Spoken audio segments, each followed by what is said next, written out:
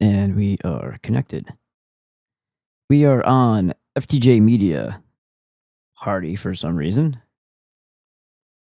Crusaders, or as I label it here, Crusadists. Fred is FTJ and YouTube, but it's the Brocephalophagus channel. All right, here we go. You see that? See that? So going pro for $5 a month in the effort to save FTJ. So that's, got to hit 500 people by the 31st. We got about 9 days.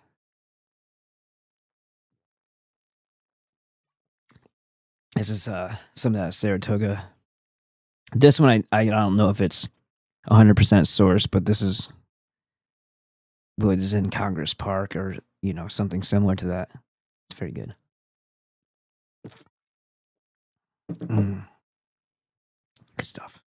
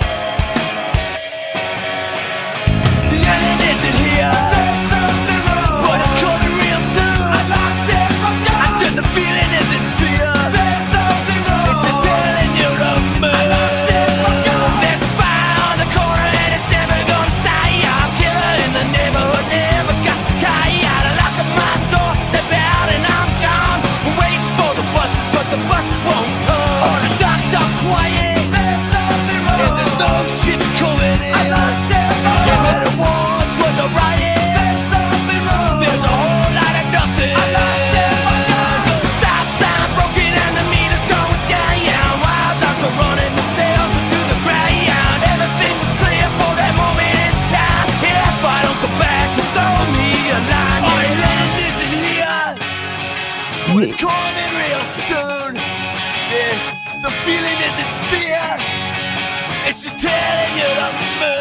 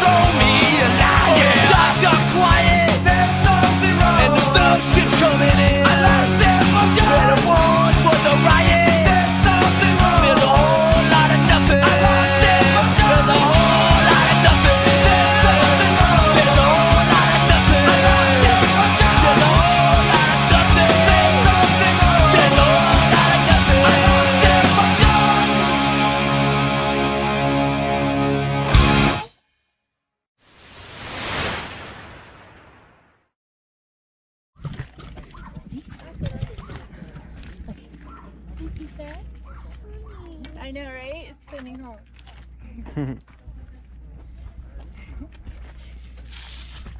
So what'd you guys decide? Which way are we going? To do what? Hey, Mom, what's this? I don't think you should throw things off cliffs because it gets faster and heavier as it goes down. But go ahead, right there, right there. Now you plant an acorn tree there. Cool. Oh, there's gonna be an acorn tree there. Nice. Once it goes really high up, I have to get one. Yep.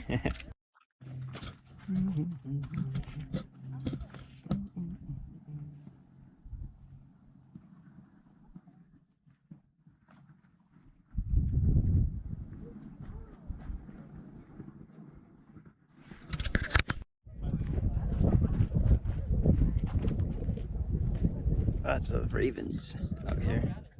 I'm not looking at it. There's shit out there. There's some shit in my eyes. I don't know. That time of day we're seeing shadows cast now.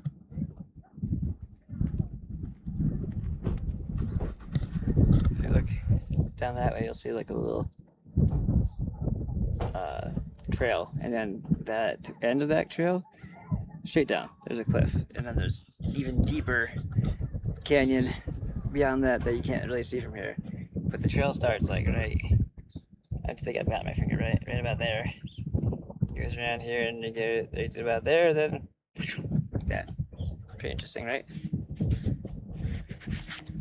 This is the South Rim, whatever that means. I've been to the Grand Canyon, but not actually at the Grand Canyon, back in 2012 or 11. And yeah, it was kind of different.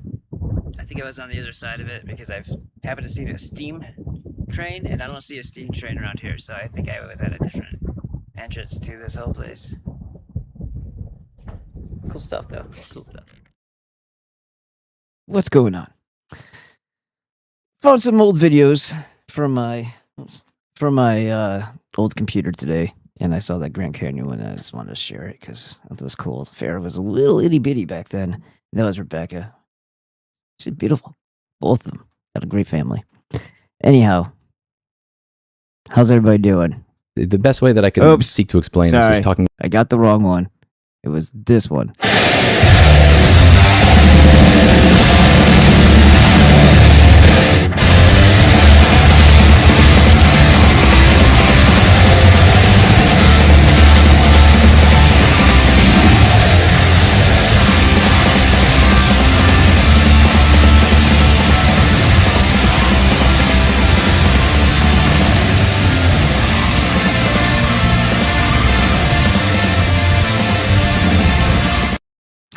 There you go. And that's how you make America less gay. Right there. GoPro. It's a pro plan. It's $5 a month. And then FTJ will be here for a little while longer. Or a lot longer. We'll see. Everybody does it. Alright. It's time to get into some shit.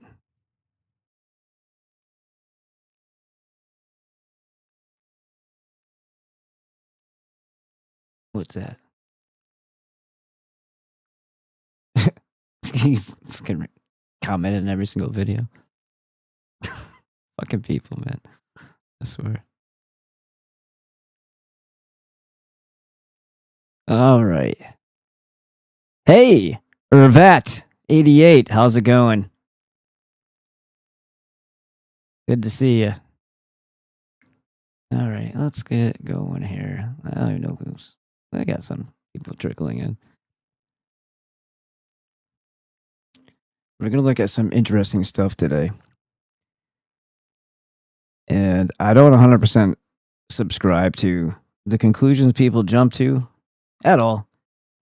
You know, I think they're taking giant leaps in logic often. There's definitely something weird. But to then fill in that blank simply because there is a room there for an explanation without actually knowing for sure. It's just, how does that help? You know, and especially if you think by collecting the data of, I guess it was about a decade ago or maybe more, there was a big influx of this like mud flood, you know, talk on YouTube and other places. And a lot of these people were kind of unhinged in their own like mannerisms. They weren't like really stable human beings.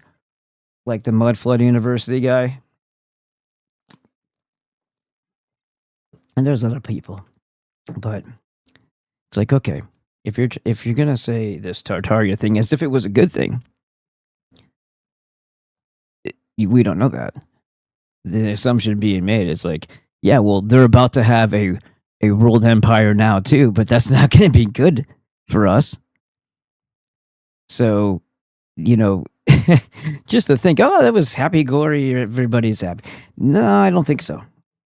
And I don't know exactly what happened or transpired, but it seems like an awful lot of people just disappeared or died or you can look at it as new people came from God knows where, and then you have to do two things. You have to question who you actually are in your own identity, and are you the ancestors of the people that were here first? Because you might be.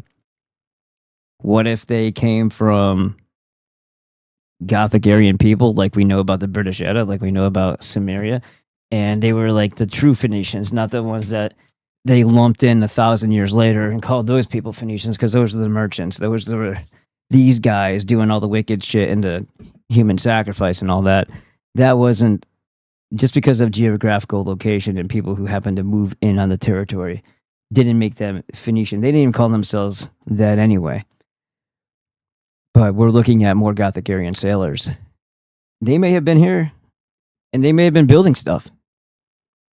And then something might have happened. This is all speculation, though. We don't know. And that something sounds like it may have had some technological, out of place technological advancements for its time, for what we're supposed to believe about the history of things. And, you know, it's all linear, certainly not cyclical. They'll refuse to entertain the idea that human existence is a cyclical. You get to a certain level, and then something happens, and then you're back here, primitive rebuilding, and then so it goes. They don't want us to think even in that way. Everything's linear, but the evidence, especially if you're just staring at the pyramids in Egypt, something says otherwise. And this is 1893. This is the World's Columbia Expedition. Or Exposition. And that's in Hyde Park, Chicago. And they want us to believe that that was something that we built and then just tear it down 6 months later. The Grand Basin and Court of Honor.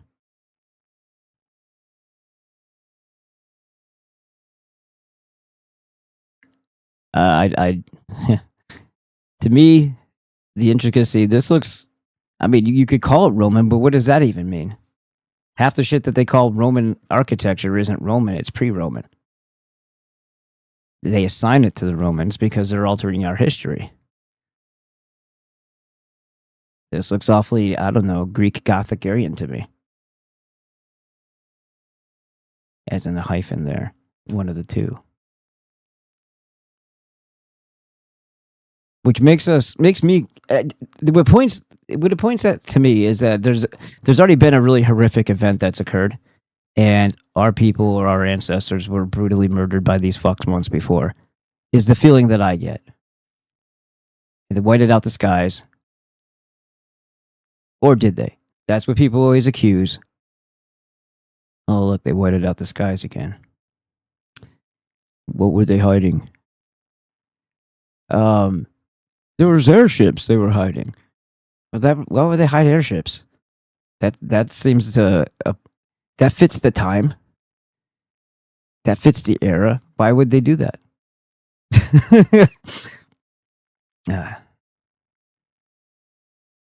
These pictures are phenomenal. The architecture is very intricate. The fact that they are around, they're around for some reason. They didn't destroy everything. Why? And what is this supposed to awaken within us? What kind of curiosity or what kind of thoughts? Some would say those are Roman pillars, but is that what that is? Is Roman, what's Roman? Or is this all, did they inhabit something that was already there, much like Egypt? Which I'm telling you, that's what happened. When our Gothic Aryan ancestors created a civilization there. I'm telling you, those pyramids were already there. Maybe not very long, but I think they were already there. And then you go into things like Göbekli Tepe and Karen Tepe, and if they truly are 12,000, 10,000, whatever thousand years ago, and they were buried, and they said deliberately, and there's more primitive carvings there, and there's more of a potential. It kind of gives it the vibe to some of the researchers that it may have been ritualistic, kind of like a sorcerer's den. Göbekli Tepe, anyway. And if it was deliberately buried, and this is of course in Turkey again, where the serpent cult is or was in the British Edda, was it our people that buried it because it was like a tainted land? You know, it was an unholy place, cursed soil.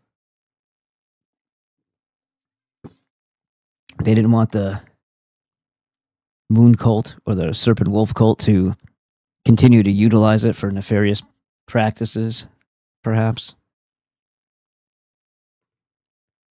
You have a lot of there's so many things in Turkey by itself. Like you have the Derinkuyu caves that they said could house like 20,000 people plus livestock, and a very sophisticated manner of making sure fresh air remained in the tunnels or in the cave.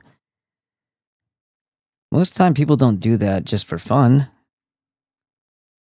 They do it out of necessity. And then you have in Cappadocia, they call them those pipe buildings where everything looks like it's kind of been melted away. And a lot of these sites where our ancestors that we are finding out that it was our ancestors that were there look like they've been hit with something almost like a comet, but why always every place that we are? So Cappadocia is one of those places. Mohenjo-Daro in India, which I think means city of the dead or something, obviously was named after the fact. Where there's just people like laying on steps, going up to like staircases and just everybody's dead as if something really quick happened. And some things were like sand turned to glass type of heat. That was another, place that our ancestors built up, the Indus Valley. Mohenjo-Daro actually is a site that, in a different book, Ellie Waddell mentions as far as our ancestors being there. So something's chasing our people around, it appears. And I think the reason why this is relevant is because of what's happening and is about to happen here.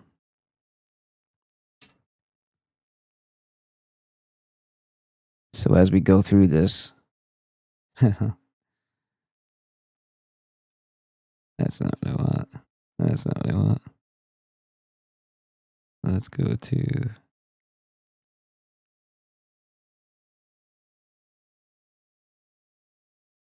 There's more. I just gotta get the right ones. Organic Act of 1871. So 1871 was a very strange year, but let's first read a little bit from here, I suppose. Take a look at the other pictures. Horticultural building from the southeast corner.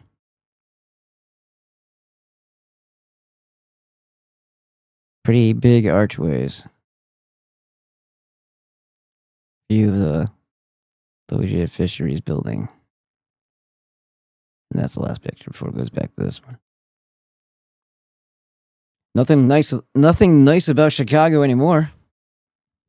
So is this are we evolving or are we regressing? Is the presence of the parasite felt yet? I mean, we looked at vehicles, we looked at cars. I've made a couple different thumbnails where there's an amazing specimen of a work of art on 4 wheels. And then we see what we have now. And they're besides the fact that they're mostly disposable parts and plastic, you're not even allowed to operate. You can't work on them yourself anymore without having to crack some fucking digital code for every stupid thing. Everything's proprietary, and your vehicle is a snitch. Even if you're not doing anything wrong, still monitoring you. When somebody puts that much effort into analyzing you, they're looking for something, and they'll draft or make something up if just based on the information that they have. That's how officers of the law work. Doesn't matter if you did anything wrong; they'll make something out of it. How did the 1893 World's Fair impact Chicago and its architecture? So this is the bullshit. Oh yeah, I'm sorry, but that didn't get put up in 2 years and torn down in 6 months. What the fuck would the point of all that be? What kind of waste is this? This is something that was here, present, reoccupied. Remember, 1893 is after the Civil War. Our country was defeated. There could have been other things going on during that Civil War, like an actual extinction or a extermination plan carried out mostly by the Union soldiers. Deliberate, unrelenting, unmerciful, Jewish banking driven mentality of a supremacy cult that wants you dead. And what comes rolling in right after? A very strong presence of the Freemasonic and the Freemasonic lodges, like the Fraternal Order and Oddfellows. There's other ones, but those are two of the main ones. And then all of a sudden, the Theosophical Society, all these Kabbalistic, that's what they have in common, the Lurian Kabbalah. And we know what that plan is. Turn the world into shit, invert it, and make it disgusting so that their Messiah has to intervene and wipe us out.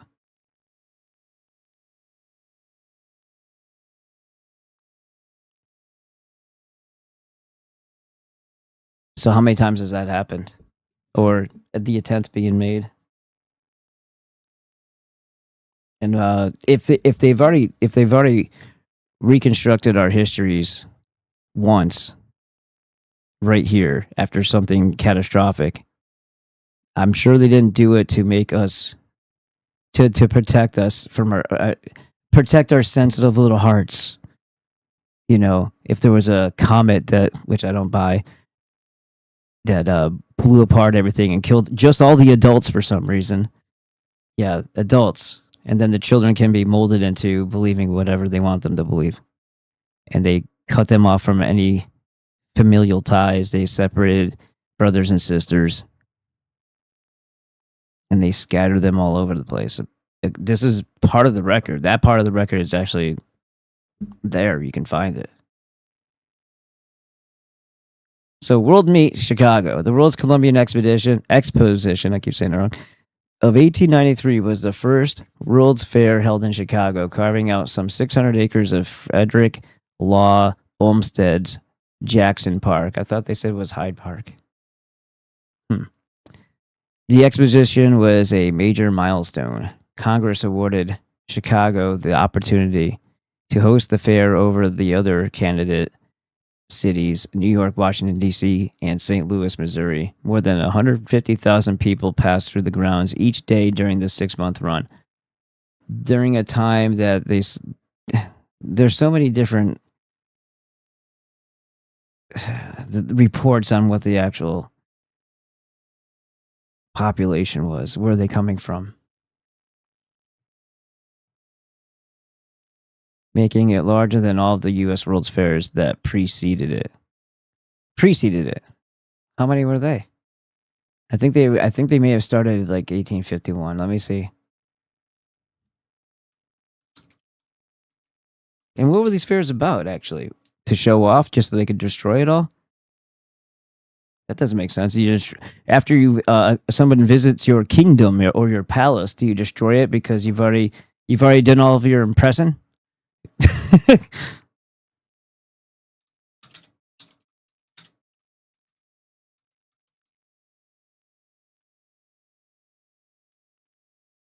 1876.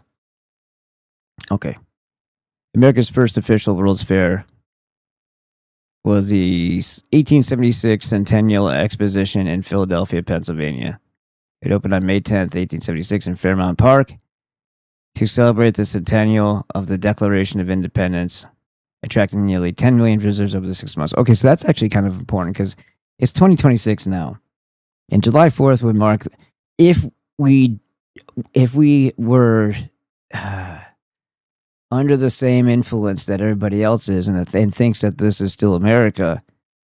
Okay, so this one says the first American this is 1853 exhibit of the industry of all nations was New York's answer to the groundbreaking. So 1853, 1876, what are we looking at here?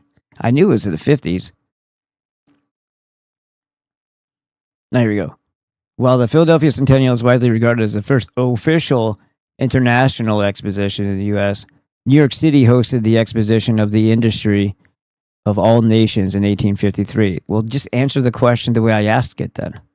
This earlier fair featured an iconic Crystal Palace, right, but it suffered from financial difficulties and is rarely classified as the first major success. Or there was a lot more there that early that they didn't want anybody to raise an eyebrow over. And that'd be more something I'd be interested in looking at. If there's any pictures, of course. Was photography even a thing? Hold still while I paint and draw this. I want to see the Crystal Palace. Anyway.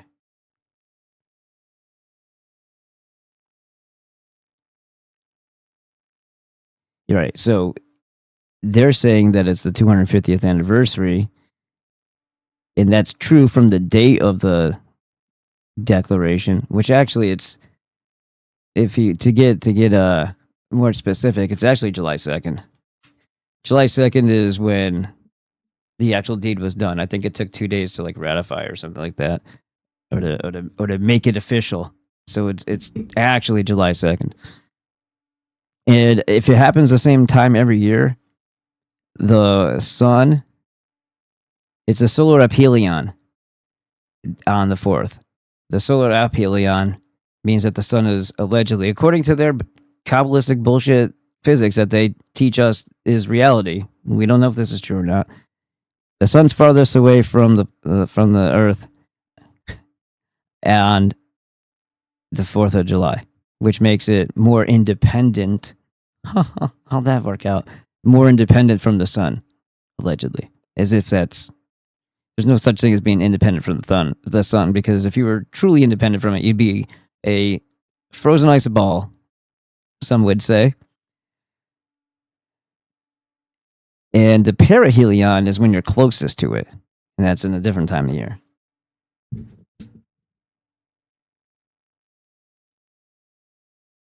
But yeah, if it's not really the 250th anniversary, if by, honestly, like 1862, the Constitution was no longer being observed, if you will, by Lincoln.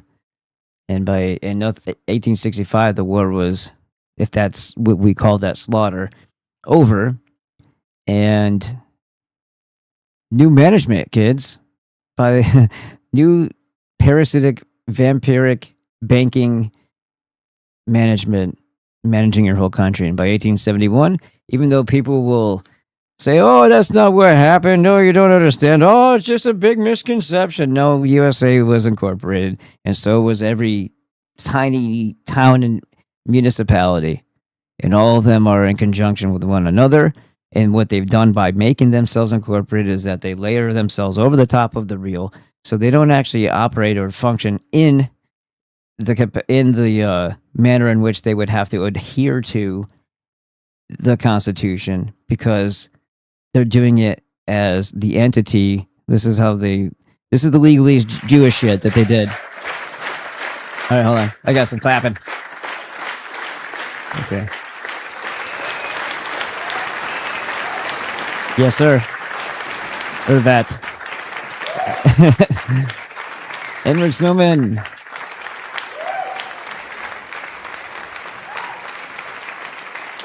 Gibbs? Oh, that reminded me of that show. NCIS, when you said. Wasn't that guy's name Gibbs? Thank you, Edward Snowman, for being the producer of this broadcast. And it is greatly appreciated. I know I started a little late today, but I was kind of, well, let's put it, I did the elliptical early today. Not super early because I wanted to spend time with my daughter before she evaporated from the household. So I did that. I did that, went on the walk that I normally do, did a little bit of weightlifting, then I came in. But I had to set some stuff up, and I messed around with uploading some things from my old computer. Some intros that I was missing.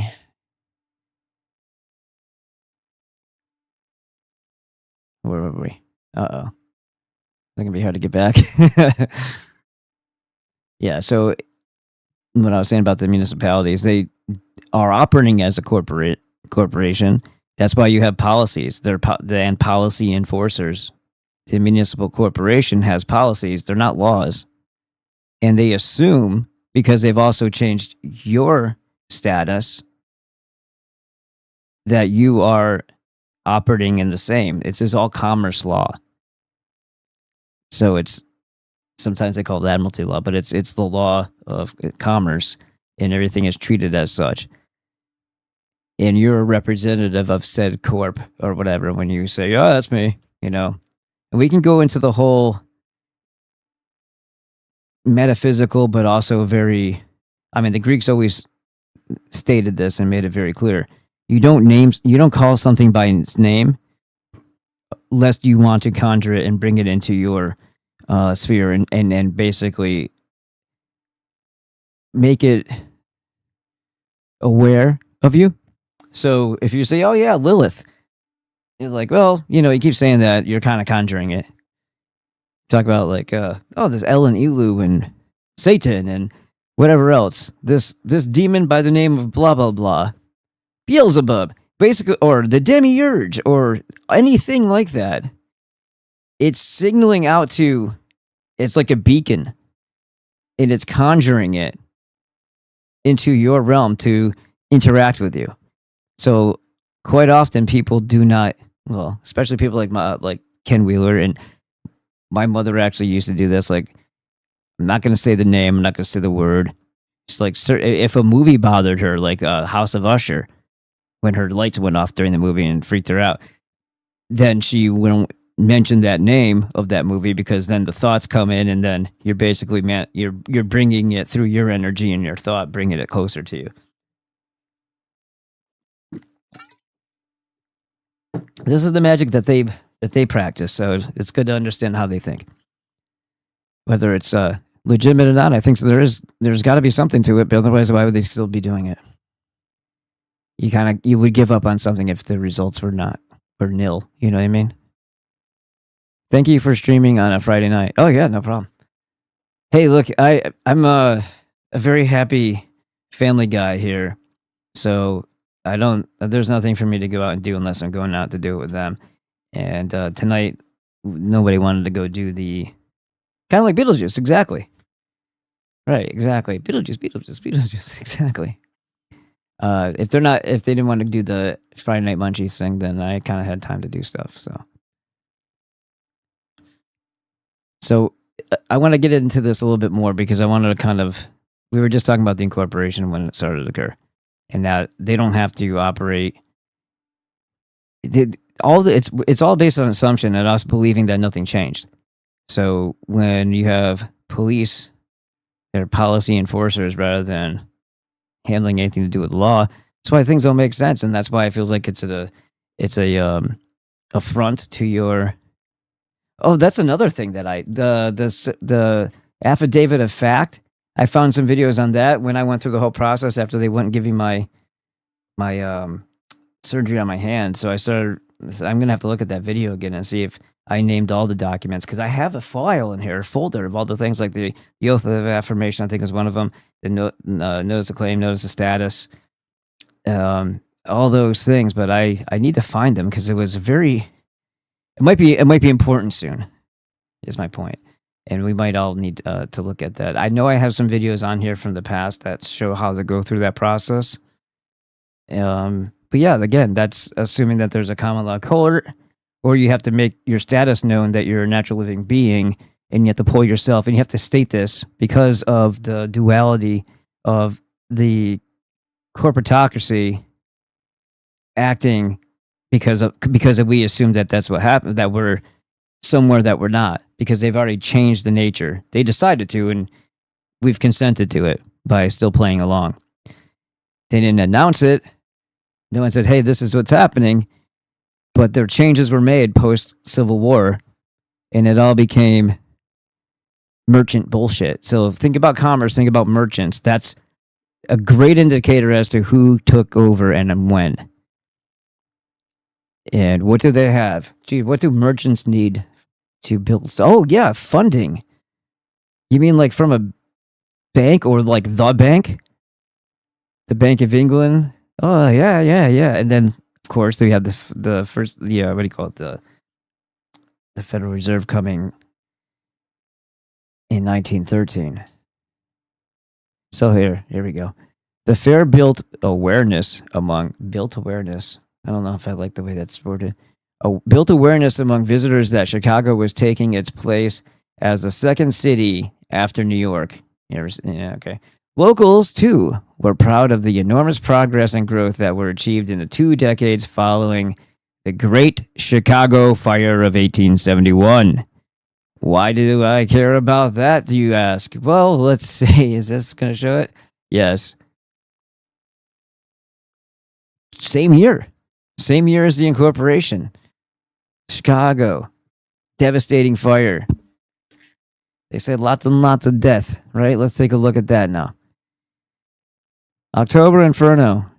On the night of October 8th, 8/10. Sorry, 10/8. My bad. October 8th, 1871. Fire, that would have been September. That would have been August, I mean, if it was 8/8. I was thinking Lionsgate, but that's not correct. So I'll shut up now. On the night of October 8th, 1871, fire spread across Chicago. While the cause of the blaze is unknown, its origin was at 558 West DeKoven Street, an address that today is the home of a Chicago Fire Department training facility. How funny. You gotta love that dark humor of this freaking holographic world that we live in. An estimated 300 people died, and 100,000 were left homeless by the 3-day inferno that erased 2,100 acres of the city. Yeah, that's not forest, that's city. The center of Chicago and the heart of the business district were wiped out. Yet, just 20 years after the fire, the city's population had grown from 300,000 to 1 million people. Historians love to debate the impact of the Great Fire on Chicago's development. When I was writing this book, and I was reading the Mahabon, which is the book that was put out by Edmund Ronayne. I don't know if you guys don't have the book, you should grab this. Edmund, Edmond, Ronayne. This is my book. This is one I said you should get, but you can get a free copy of Mahabon on the internet. I think they're like scanned copies of the actual book, so it's going to have like that yellow aged look to it. But that guy was a Freemason in Chicago during the time before and after the fire. Now, that didn't really mean anything to me back then. I mean, I understood. I was like, yeah, noted and all that. But the way the Freemasons responded to that, they did absolutely. They're supposed to be a generous, philanthropic goodly neighbor type of fraternal order, correct? And that they're supposed to also help their own fellow members out, you would think. No, not during the fire. They didn't do shit for them. That's one thing that Edmund Ronayne mentioned. As author and Chicago historian Neil Samores told CAF and WBEZ's Curious City, had the fire not occurred, Chicago would probably have been a much smaller metropolis and not the second largest city in the United States. Does that make sense to you? Okay, so if we torch, and I'm not talking about forest here, but if we devastate, let's say, Los Angeles, like it really needs, you just need to kind of like push it now, the rest of it will fall over and smell bad. But if you destroyed LA, would that, do you think that would mean it would build back better? Like build back better? Oh, there you go. Right? The 3 Bs, and it's not talking about the Business Bureau. I don't know. That seems kind of a weird thing to say, because you think there would be hesitation, especially if it was a fire. There would be, in this modern time, there would be all kinds of, futures speculation and bullshit like that, as far as a probability, liability, yada yada. Probably hard to get insurance on homeowners insurance, and so on and so forth. So I just find that it seems a little odd that if you destroy something, then everybody just comes rushing to it. I don't know. I mean, it could happen.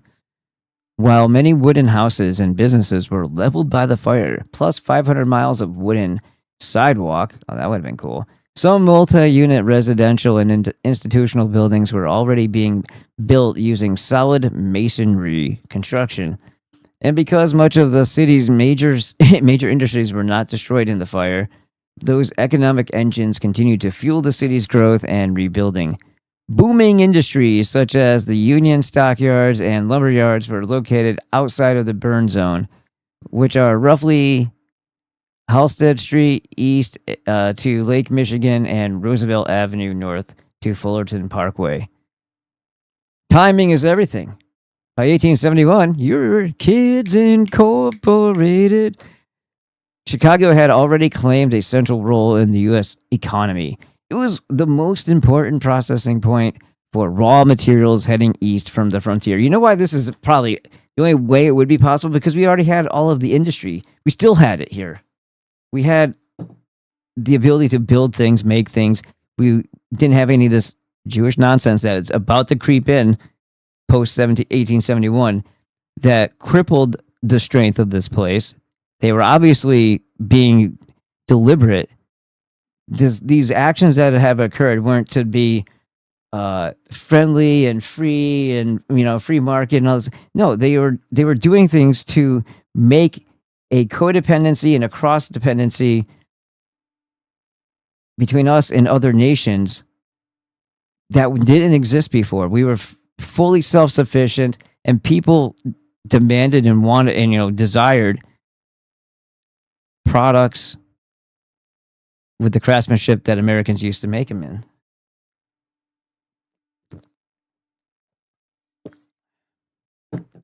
That all changed. And it wasn't for the better. Timing is everything. By 1871, Chicago had already claimed a central role in the U.S. economy. It was the most important processing point for raw materials heading east from the frontiers and the biggest interchange in the new national railroad system. It makes me wonder now if there was any railroad tracks laid after that fire that would have otherwise been hard to do with the structures where they were at that time. I know that sounds funny and weird, but there's something going on with those railroads being the way they're pushing data centers now is like the way that Standard Railroad and other companies were basically manhandling the inhabitants of territories as they were laying their railroads. And they were all Jewish, gay, or Masonic. Timber and paper industries took hold first. Then came meat packing. I knew the meat packing part of it, and steel production. Chicago's old wooden infrastructure may have slowed industrial growth and the development of lands for residential and commercial use. But within months of the fire, a land rush began. Following another destructive fire in 1874, new building codes were written to ensure that most new construction contained more fire-resistant brick and stone. And I think we're good. The phoenix from the ashes, eh?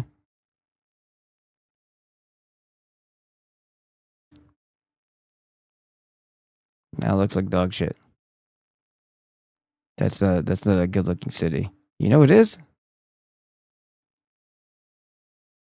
This is. Yeah? Yeah. And I know the comparison here is a little wrong because we're not looking at, the same area, but this is what we do at places now, and we call that modernizing, and this is what they do. Doesn't seem like even the same people, but if it was, highly more stylized, more artistic, there's a better feel. It's beautiful here, right? And what a wonder to marvel if we were able to be around when it happened. Civil Rights Act of 1871. We'll get into that in just a moment. I hear a person in the other room, and I'm excited to see who's home. Let's see. That's a little bit blurry. I don't know what the hell we're watching these together for the first time, so I didn't have time to do all that. I didn't have time for all that. Incredible AI view of 1893 Chicago World's Fair that they destroyed. How much time is this? More than 100. 5? All right. I'll be back in 5. Pardon-moi. Oh, yeah. You know what? I got to check something first, though. I think that at the bottom isn't going to bother anybody, right? This being right here. So make America less gay. Join FTJ. GoPro for $5. FTJmedia.com. Click it. You don't have to upload. You don't have to, but you can. You'll have access and the ability to do so. You can be a content creator. You can archive things that you see on the internet that you're afraid will be disappeared from the world. And if we don't reach our goal by the 31st, all money will be refunded. Okay? Dave Gahari has stated this many times on the record. And if you knew him, you wouldn't have any worries anyway. But the goal here is to have 500 or more people become pro members so that the $2,400 that he was taking out of his own pocket for the last 2 years in order to, support this venture that he really believes in, which is free speech, and there's not a whole lot of that going on anymore, and there's sure as hell not going to be very much of that going around on other platforms. It's going to be even worse soon. If you don't know, I could show you. I don't know if I can show you. Actually, I have to go to a display capture. The New American just reported that the DOJ is going on a tour across the country propagandizing and promoting and, of course, getting all the hoorahs and ooh-hoos for the Jews about anti-Semitism laws. That's step 1. Step 2 is Palantir, Flock, and you're fucked. Okay, so that's what we're looking at. Why is it going all weird and green right there? It's this side. Why is that doing that? That's weird. So yeah, we have that to look forward to. The end is nigh. Okay. Anyhow, join FTJ. Make America less gay, and it's only $5 a month, and then you'll have a place. You can see all of the very, very well put together hosts, and you'll see all of the videos that they've had in the past, and you'll get to hit the live streams and get into the chats and all that with them there. So if you see them disappear from these other platforms, so let's say Rumble decides to kick me off, or I just got kicked off of YouTube, you don't want to lose everybody that you watch. So be safe on FTJ. And if you want to be one of those content creators, you can also do that just for $5 a month. It's $50 a year, $5 a month. All right. So think about it and then just do it. Stop thinking. It's $5 for Christ's sake. And all you do is I'll show you this real quick, and then I'll get up. FTJmedia.com. Just give it a second. It likes the handshake, but there you go. So you see what's live right now. You see these things here, and then the upcomings right there, and then there's the shorts, and oh my god. Then you see like these guys here. So you got Flood, you got Giuseppe, you got Night Nation Live, Dave Gahari with Les Borey right there, Alfred Schaefer, hopefully he comes back soon, and Josh, David Duke. You see it just goes on and on. You got Non-Kosher Salt, Johnny Doomslayer, good guy, and then you just scroll and you scroll. I'm on there too, but I left and came back, so my subscribe count isn't. It listed based on how many followers you have, so it's down there. But if you look up here, you can actually click them, and it's in alphabetical order, so you can just click it right there if you wanted to. But to become an FTJ Pro member, see where it says Get FTJ Pro, you click it, and then you wait patiently. FTJ gear, shit, I need a shirt. I just made one. And then you click this one. Auto renew on the 26th. So it says the 21st, so it gives you 21st. You see how it works? Allows unlimited uploading and streaming. Automatically renews. There's that one. If you want to do this one, we might need a little bit more than 500 then because the bill that's being paid every month by Dave is $2,400. That's $100 more than my rent for my house. So shit. He's doing that on top of all of his other bills just to give us a place to be. So if the people who are enjoying what we're doing here and they're getting something out of it, any other platform, because we're independent, right? We're not getting sponsors. We're not getting, God knows what kind of shadow money from people who just want to propagandize. That's not how it's working. We're actually working against those types of things. The mass narrative, the media, whatever, they have all the money in the world because they print it, right? And we're up against that. So when something's independent, it doesn't really make money. So telling the truth is the least lucrative thing you can do in a world that's being run by them. Truth bothers them an awful lot. Truth bothers Satan / Demiurge, oddly enough. So we need the help of the actual people. We can't just we're doing ads now. No, that's not how it's going to work. We keep the bullshit out of here.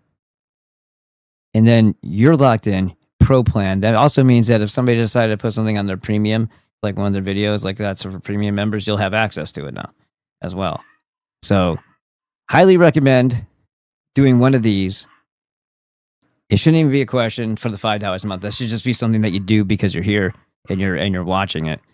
And then you'll be on FTJ Media and all will be well with the universe.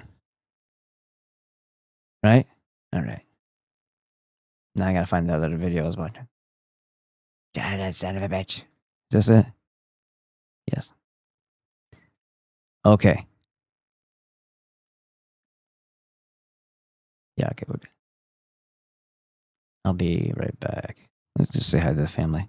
130 years ago, the city of Chicago, Illinois seemed too grand to be real. This was the location of the 1893 World's Fair, also known as the Columbian Exposition. At the heart of this historical phenomenon was an ephemeral metropolis known as the White City. The fairgrounds sprawled over 600 acres, featuring more than 200 monumental structures that defied imagination. The Manufacturers and Liberal Arts Building alone covered nearly 32 acres. With the capacity to fit 4 of the great Roman Colosseum inside and seat 300,000 people, its vastness was almost incomprehensible. One of the event's most iconic images is the 65-foot golden statue of the Republic, gleaming in the sun and towering over the central lagoon of an elaborate canal system. Borrowing ideas from ancient Venice, Visitors could cover more territory by traveling in Venetian-style gondolas through the canals that spanned most of the fairgrounds. Norway even sailed a full-sized replica of a Viking ship across the ocean to be put on display. Approximately 27 million people from around the world were introduced to foods that have since become universally recognizable, such as peanut butter, Hershey's chocolate, Pabst Blue Ribbon, Cracker Jacks, juicy fruit gum, and Vienna sausages, to name a few. The integration of electrical power into nearly every aspect of our lives can, in many ways, be traced back to this event. Electricity lit the night, with the grounds illuminated by more than 100,000 incandescent light bulbs, a recently patented invention at the time.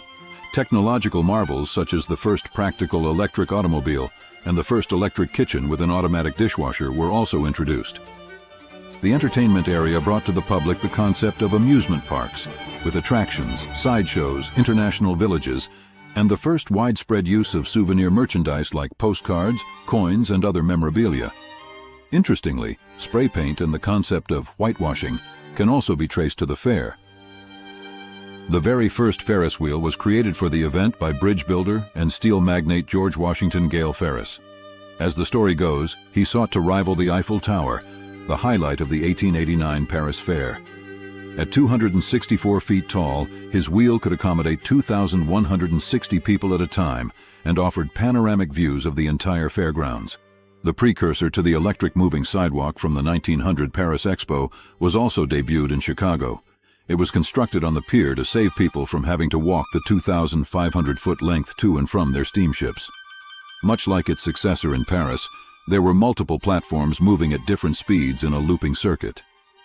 The first platform was for standing and moved at only 3 miles per hour, while the second, fitted with benches, moved slightly faster at 6 miles per hour.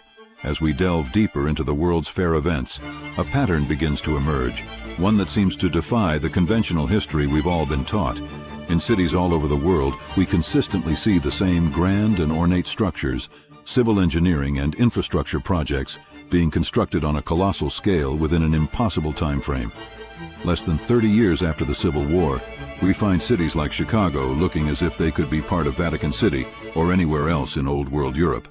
Yet we're told that everything was built using wood, plaster, and temporary materials, with the intention of demolishing them when the fair ended. However, without exception, some isolated buildings still stand today because some were constructed with permanent materials. Everything else got destroyed. But we get a glimpse of the craftsmanship involved through structures like the Art Institute of Chicago and the Museum of Science and Industry. In Chicago's case, the majority of the fairgrounds didn't need to be demolished because they were conveniently destroyed by fire a few months after the event ended. Why were certain ones constructed from permanent materials? And why did they so often hold the title of the world's largest building at the time? It raises the question, how could the world's largest buildings have been constructed using mostly temporary materials? Are we to believe that just over a century ago, people made a habit of building some of the largest, most magnificent, and ornate buildings ever seen, only to use them for a few months? Even if we disregard the buildings themselves, the earthworks involved in these projects would challenge modern capabilities and equipment under such tight timelines. And most importantly, why would they do all of this just to destroy it? Could the World's Fair events have been the perfect cover to hide the remnants of a unified global system that existed before the upheaval of the Civil War and 2 world wars were used to reshape our world? The similarities between the narratives surrounding the fairs, the architecture, and the scale all seem to point to something more than coincidence. It suggests a carefully orchestrated erasure of a past we were never meant to remember. We have to ask ourselves, how much of our history has been rewritten? What has been lost? And how much has been hidden in plain sight?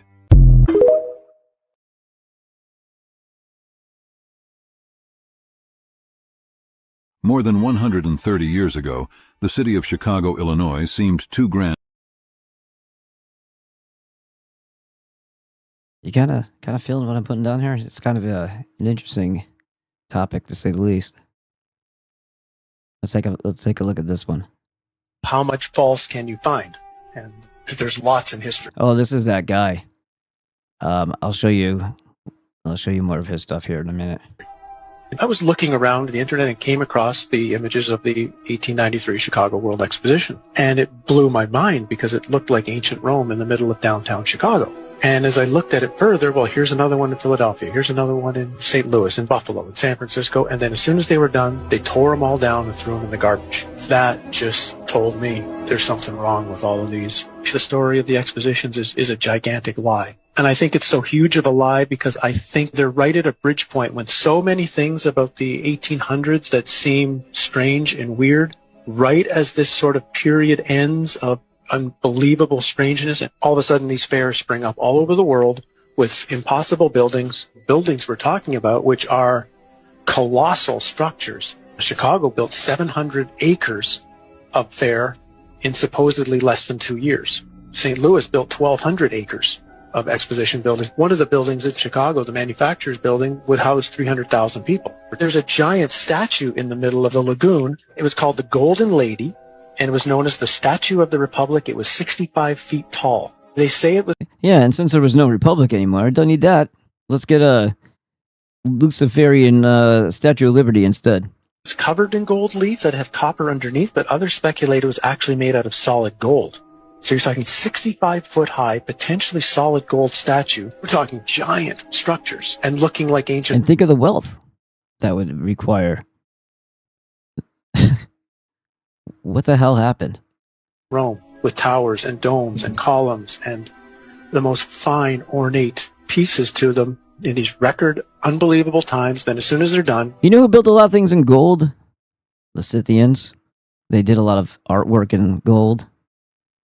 And if we look at the Orlinda book, there's a interesting passage in there about this guy named Inca, I-N-K-A, who goes on a sailing expedition never to be heard from again. Is it possible he made it to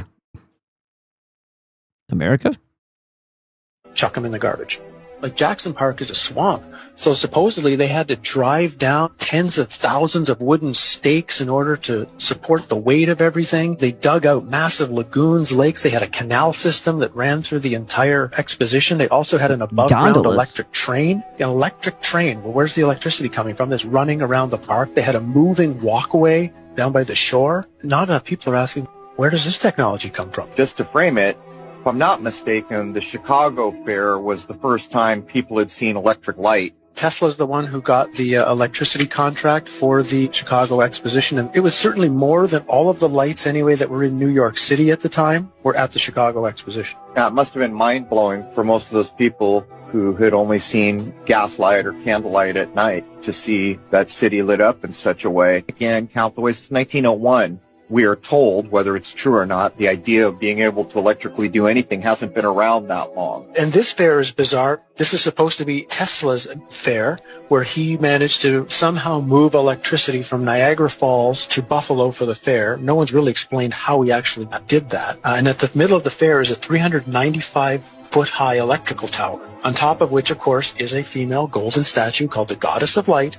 And this thing was lit up by, some suggest, 500,000 electric light bulbs. Again, when you look at the photos of this thing, it's just, where do they really get the power from? I mean, think of what it would take today if you had a place with no electricity and no way to pipe it in, the generators that would have to be built.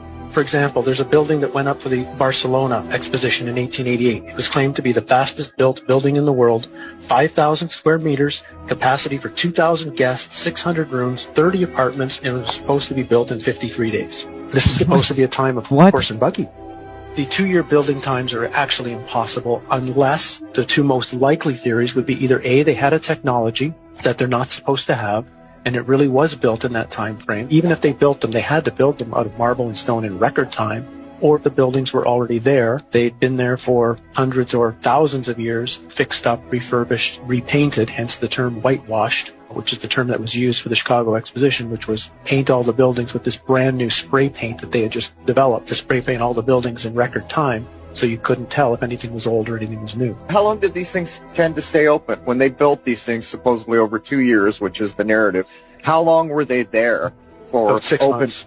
6 months for the public to come. And then what was amazing, for example, in St. Louis, 2 days after the fair ended, they brought in a demolition team from Chicago with explosives and blew the thing up. They actually used dynamite to blow it up, and they say threw it in landfills.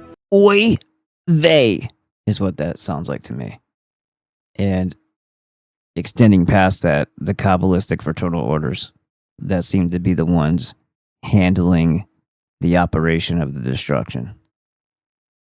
And then in around the same time period, same time frame, theosophical societies, fraternal orders were invested in these ISIS theaters and different types of theaters that had seating for more people than are supposed to have been in those cities at the time, like to accommodate more people than you would think would be necessary, basically.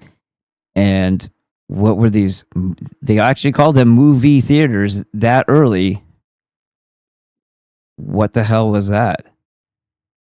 Things like the World Fairs shows there was a time in our past, and even not that far in our past, where humans seemed to be at a completely higher level. Human living and human knowledge were constructed into the buildings. Remember, make the art ugly. The communist, one of the precepts of the Communist Manifesto.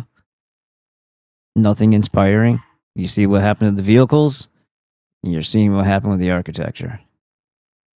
Using cymatics, using sacred geometry. These fairs, they're so important to study because the history that we know right now as history was invented at the time these fairs were going on. One of their underlying nefarious purposes was to teach a historical narrative to the population that they were supposed to believe and agree with. And scarily, the world we're walking into today is in some way has its origins during the time of these fairs. Yeah.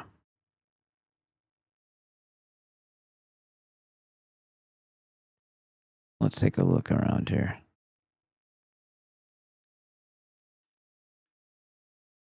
Oy vey, Nagurski says.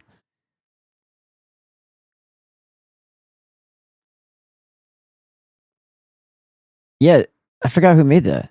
The FTJ logo. I saw it and I saved it, and then I made that. I used that as the piece to make the Dave Gahari thumbnail, and then I still had it there, so I put up that little thing with the rest of it on there. Yeah. It was good. I forgot who made it. Maybe it was Burn Before Reading. I don't remember.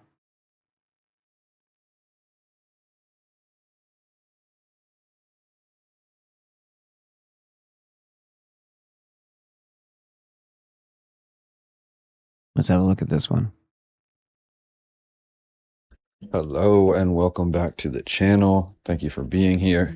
Today we're going to talk a little bit about dynamos. Dynamos being the machines that generate the electric current used to power all of the old world cities that we keep wondering about.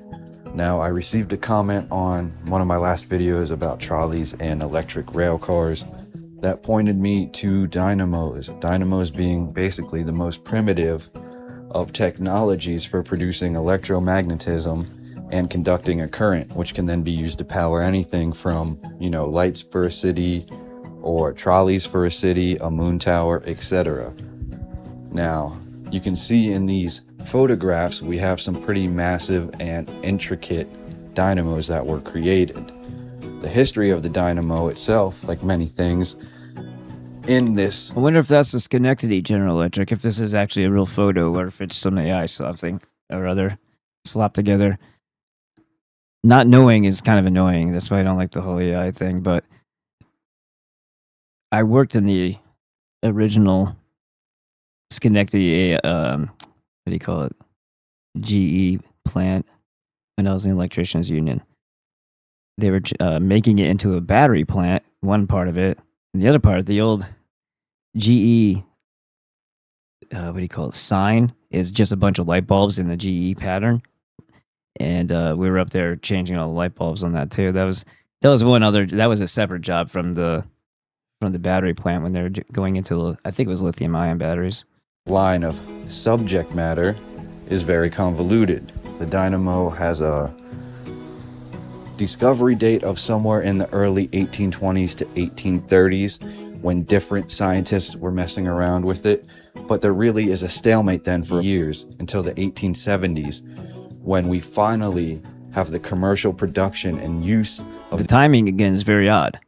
It's like Incorporation, destruction of America through the Civil War, practical extermination, or a very harsh punishment. Bunch of records burned deliberately by the Union. And then we have this new era, which is semi-industrial, but also lacking in the artistic value that the spirit of mankind has and is suppressed now, but showed its full colors previously, and they burned it all down, or they tore it all down. These dynamos in nearly every major city around the world. And of course, looking into these dynamos, the way they dressed, this is when you see erosion like this. I mean, it makes you sick. Our people are sick. We're in a state of decay, and it's not our fault. We see the culprit, and we could have a much better world without them. I am pointed to the 1893 Columbia Exposition in Chicago, where we have not only displayed every type of dynamo commercially available at the time and new advancements in the technology, but we have countless superstructures that were powered and electrified by these dynamos, including this machine right here, which is called the Time Traveler.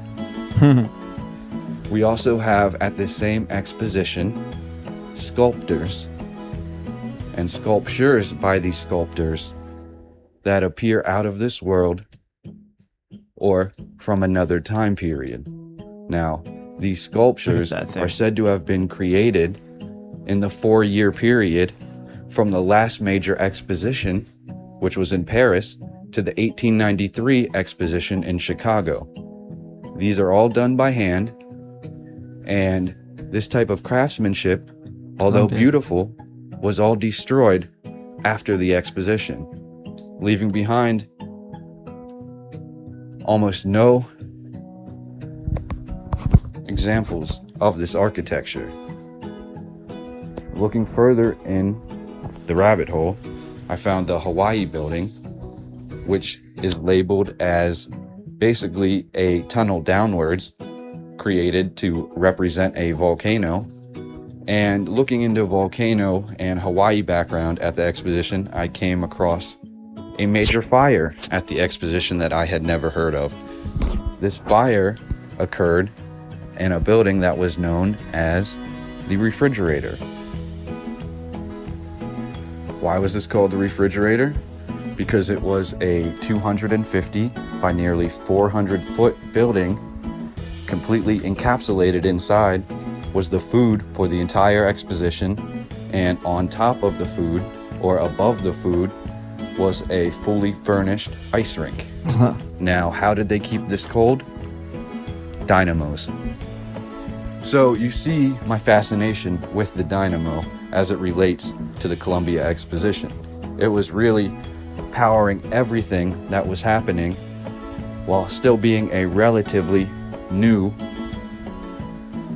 device.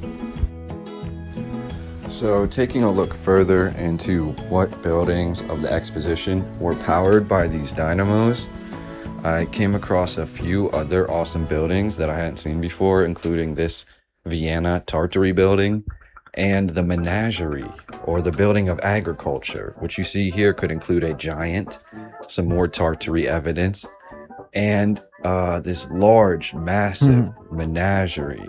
Now, what's interesting about this menagerie, not only did they have animal zoos, but they also had what they would call human zoos.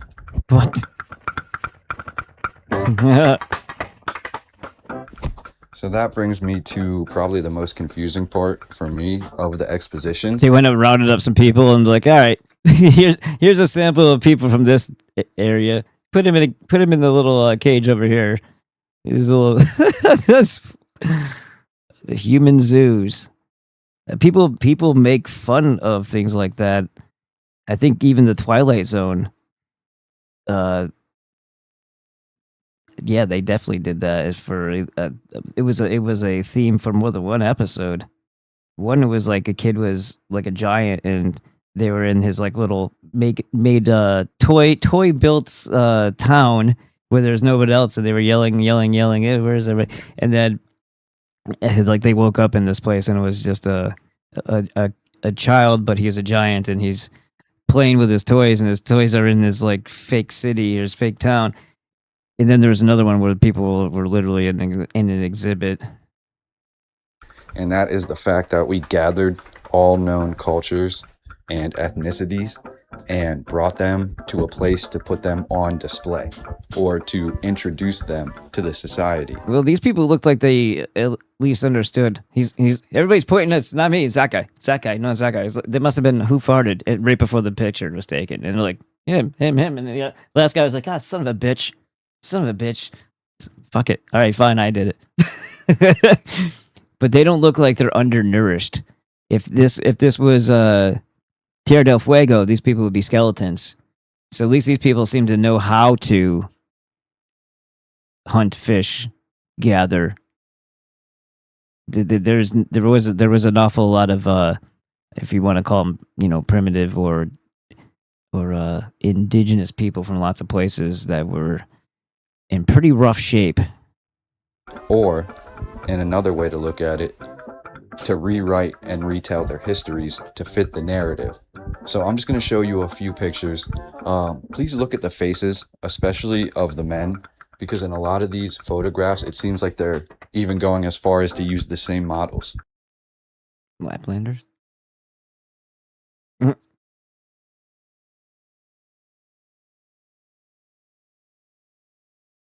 Oh, like you mean like actors in circus and things like that?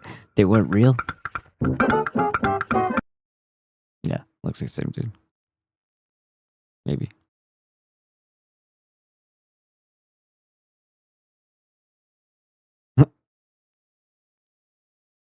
I want to see the gauger on him. What is this out of?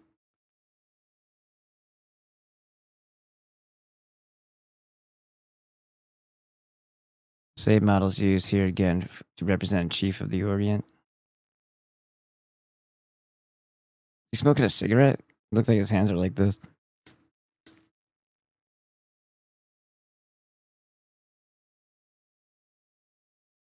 Bring him back. No bitch eats.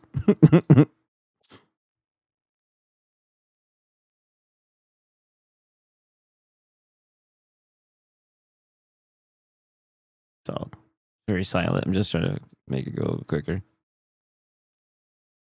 Is this all that there is? You gonna say anything else, bro? I'm starting to wonder if maybe his audio is something broke.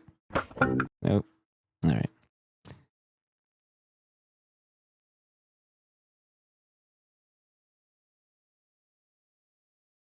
Zayada, what's up, buddy? All right, so let's go back to this real quick. FTJmedia.com. You click this, and then you click this. For $5 a month, you save the site. And if we don't get to the 500 mark of people, then Dave Gahari will refund everybody. And if we save the site, then awesome. Congratulations to you and us, because we'll be able to continue on an actual protected free speech platform where we don't have to worry about strikes, having people take down your videos and give you a strike to where you can't use it. That doesn't happen here. We don't have to worry about being deleted. We'll always have a home. And there's a community here already. And you don't build a community, especially a community like this, and then just dismantle it or let it go. That's not good.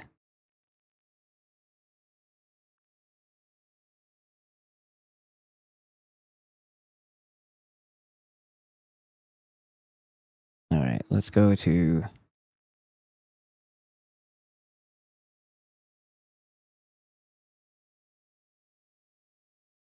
Oh, life is too tough.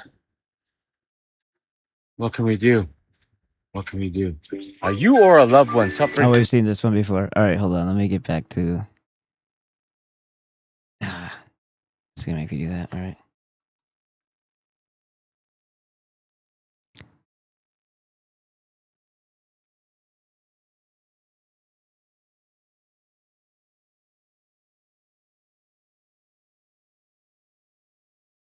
So some of these, I'm not 100% on board with everything that this guy says. They go into the giants, this and that, and then they go into these. Some of these conclusions are quite erroneous, I would say.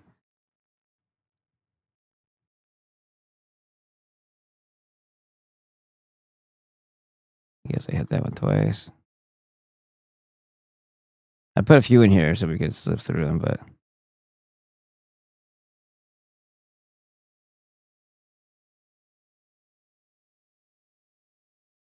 oh, that guy's there. That's good. We gotta watch that one too. The 1500s. This was the Americas. This guy's called Jacob the Improbable Dreamer. I think, like I said, some of these points are, well taken and very interesting, and then some of he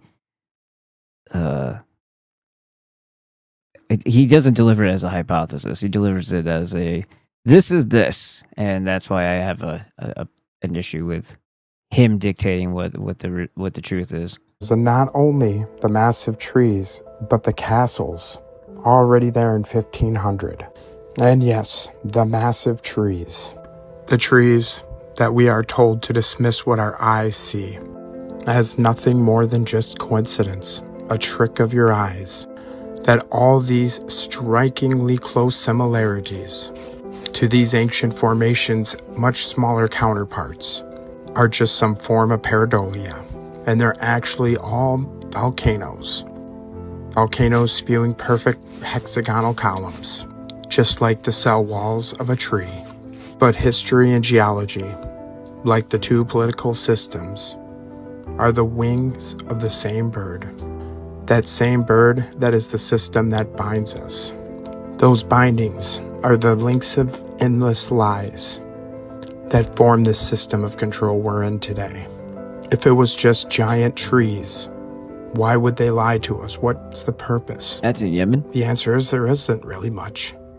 But you must think bigger than these trees that once soared miles into the heavens. Because compared to all the lies, the twists and perversions of truth, these ancient trees are mere saplings. But I hope with this channel that all the seeds of truth, all the questions we've uncovered, will one day flourish into a forest of positive change and weaken the chains they have over us all, if not only just a little. I'll never force you to see what I see or claim to know all the answers. I'm just here to show you the possibility of something more. And to, of course, question everything, friends. Until next time. So there's that.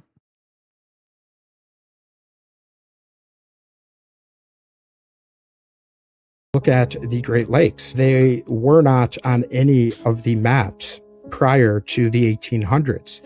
The same time frame when this is interesting. Tartaria was removed from all of our maps, the Great Lakes sites were being added. And if you look at a lot of those Great Lakes, like the depths maps of them, and they look straight up like they were artificially made, like a filled-in quarry site, like a filled... Were they filled in, or did they actually hit water? I've seen that happen with quarries before, where people hit groundwater and they fill up. And dammed off quarry site. There's one in my hometown where there's still excavation equipment at the bottom of it because it happened so quickly, and it's just filled right to the top. Of those Great Lakes were shown on old world maps, just like Chicago wasn't showing on old world maps. Here's one of like Lake Michigan. I'll show you kind of the photo of the artificial depths that it looks like it's created. It looks just like a quarry, just like a modern day quarry, like a strip mine. And that's where I believe they got a lot of these materials from. There are stone megalithic sites that are about 40 feet underwater. One, they call it the Lake Michigan Stonehenge, right near Traverse City, Michigan. That's about 40 feet underwater. But there's these megalithic stone columns that align in a circle that spread out about a mile in circumference. Look at the Great Lakes. These are just little samples of stuff, so you can go look at more. He has a YouTube channel as well. Let's have a look at this one right here. And then there's all these articles about people finding thousands of mummies in caves in Kentucky. So when you mention the cave system, this is one of the I'll say this. I've got Alum Creek, Barren River Dam, Beaver Dam, Benton Park Lake in St. Louis, Buckeye Lake, Buck Shoals Dam in Arkansas, Conchas Lake, Cove Lake, Chickamauga Lake, Douglas Lake Dam, East Fork Lake, Grand River Dam, Jacktown, Ohio, that dam, Lake Powell, Lake Ray Hubbard, Lake Mead, Marion Lake, Norris Dam, Notley Dam, Roosevelt Dam, Sauk Rapids Dam, Tellico Lake, Utah Lake, W.D. Mayo Lock and Dam, West Point Lake, Wheeler Dam, Fontana Dam, and Truman Lake in Missouri. All that I've researched all have signs of ancient cities beneath them, ruins, and oftentimes even... Yeah, there's this thing about flooding places that to cover them up as well. They do this. They did this to some of the Egyptian ruins too. They turned one into a landfill. I don't know how you get away with this type of shit. Turned one into a landfill.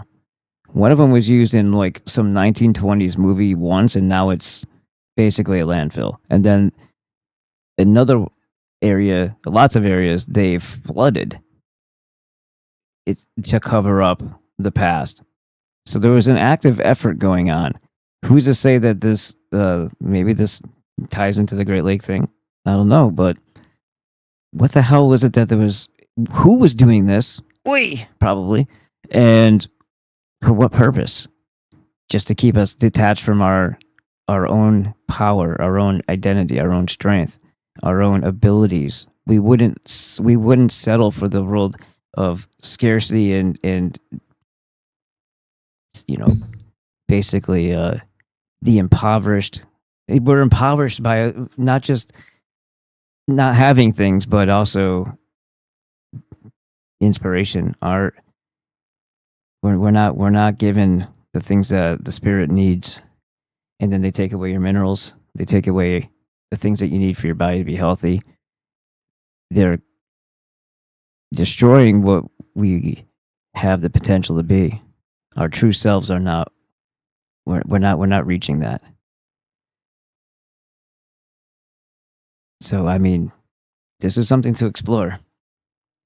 And giants, or let's just say skeletons of large stature. And what are the odds out of all these waterways that they dammed up? You know, yeah, created electricity across this country, throughout North America as well. But what are the odds that they used these dam sites? They all have signs of ancient cities, and nobody's told that. I mean, this first time I'm hearing about it for a lot of these places, and you know, this is stuff that they don't teach us in school. They want us to think that America was truly the new world. That is what is kind of drilled into our head. And like Tim said, anything north of Mexico, anything that shows anything different than a new world, a new pristine land that's only been inhabited by Indians prior, is buried and brushed under the rug or under the water.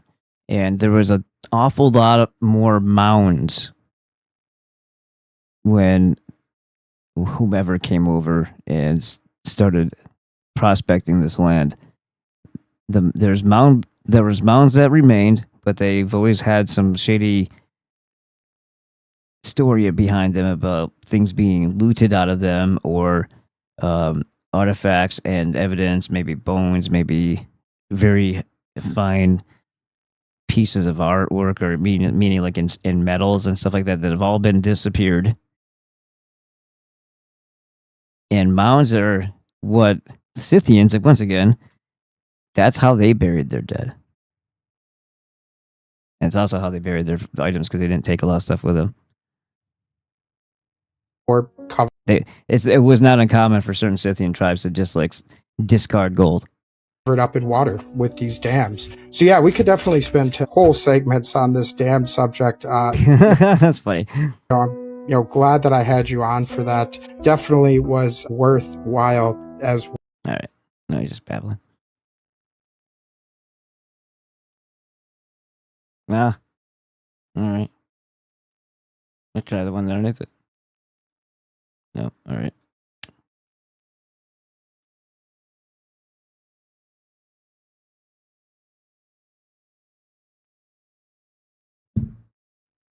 Oh. Wait, shit. Hold on. That's good.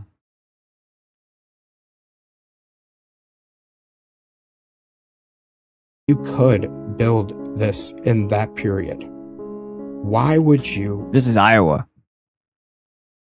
1870s. Same freaking time period again. Just go the most elaborate, over-the-top route for a little frontier state that was brand new like Iowa. You would think you would build simple Wait till you see and the small. interior. Look at the freaking interior. And maybe eventually work your way up to this level of beauty and intricacy. But no, in a state with no more than a few 100,000 people at the time, less than 25 years old, they made a massive 5-domed capitol. And just look at some of these interior shots. The most beautiful library you'll ever see. A beautiful spiral staircase in this capitol always impresses me. Another very hilarious construction photo, because you always see all of these old world buildings like these built in the middle of nowhere, just a desolate field. And this is the workers putting the final touches on the exterior landscaping. I mean, just look how silly, and look at these, look like these stone bricks were dug up. They look very old, very weathered, and supposedly these 3 gentlemen are doing all this work. The only 3 construction workers I've really seen in any of these construction photos of the Iowa State Capitol. Just look at that rotunda. That is just beautiful. Beautiful detail. All done for a little frontier state. And maybe if Iowa was a separate location, or an isolated incident, just one state just wanted to go hog wild over the top on their state capital, I could maybe see it. I guess Iowa really wanted to be the best, but this is like it for every single state pretty much, and they all decided to pick the same design palette. Even the US Capitol, they all just decided to have the same kind of design scheme, the same big giant dome, the same rotundas, and all being built around the same time frame, the same period. This level of detail and craftsmanship is insane for what was still very much a frontier state. Even if you could build... So, this woman here says, art historian here, beautiful architecture evokes civic pride, which creates healthy societies. Marxists, remember what we were talking about with the communist thing, deliberately build ugly, plain buildings and destroy beauty in order to demoralize, agitate the populace. A society lacking civic pride will ultimately hate and destroy itself. Well, it also gets helped by, constant poisoning, including the poisoning of the mind with their media and being fed false history from the time that they're born. And also, that whole health thing where they're not getting what they need for their bodies or their minds to work properly in the first place. Making it vulnerable to tyrannical control. We've seen this throughout history, and not just architecture. Mao forced men and women to wear genderless gray clothing. Utterly devastating. There you go. We'll do this one. The remains of our massive ancient forest looks to me even more magnificent in the backdrop of the snow and ice of the Arctic. It shows us not only a glimpse of our much larger past, but it also shows us how this realm's temperature was also much different than it was now. Antarctica used to be a tropical paradise with no shortage of these massive... And then this overlaps and you don't hear what he's saying. So try to pay no attention. I mean, whatever you want to do, but it's going to bother you trying to hear him and then also watch this. But just looking at this thing is still worth continuing on. Ancient trees. This video came across my page. He didn't know to like lower the volume on one of the videos that he's stitching in here. There was somebody who was on an expedition to Antarctica, and they thought that that's just an innocent volcano. But those that followed this page... So people understand, right? Like, organic material will mineralize. So yes, it's stone now. Yes, these things are stone, but organic material mineralizes, especially plant material.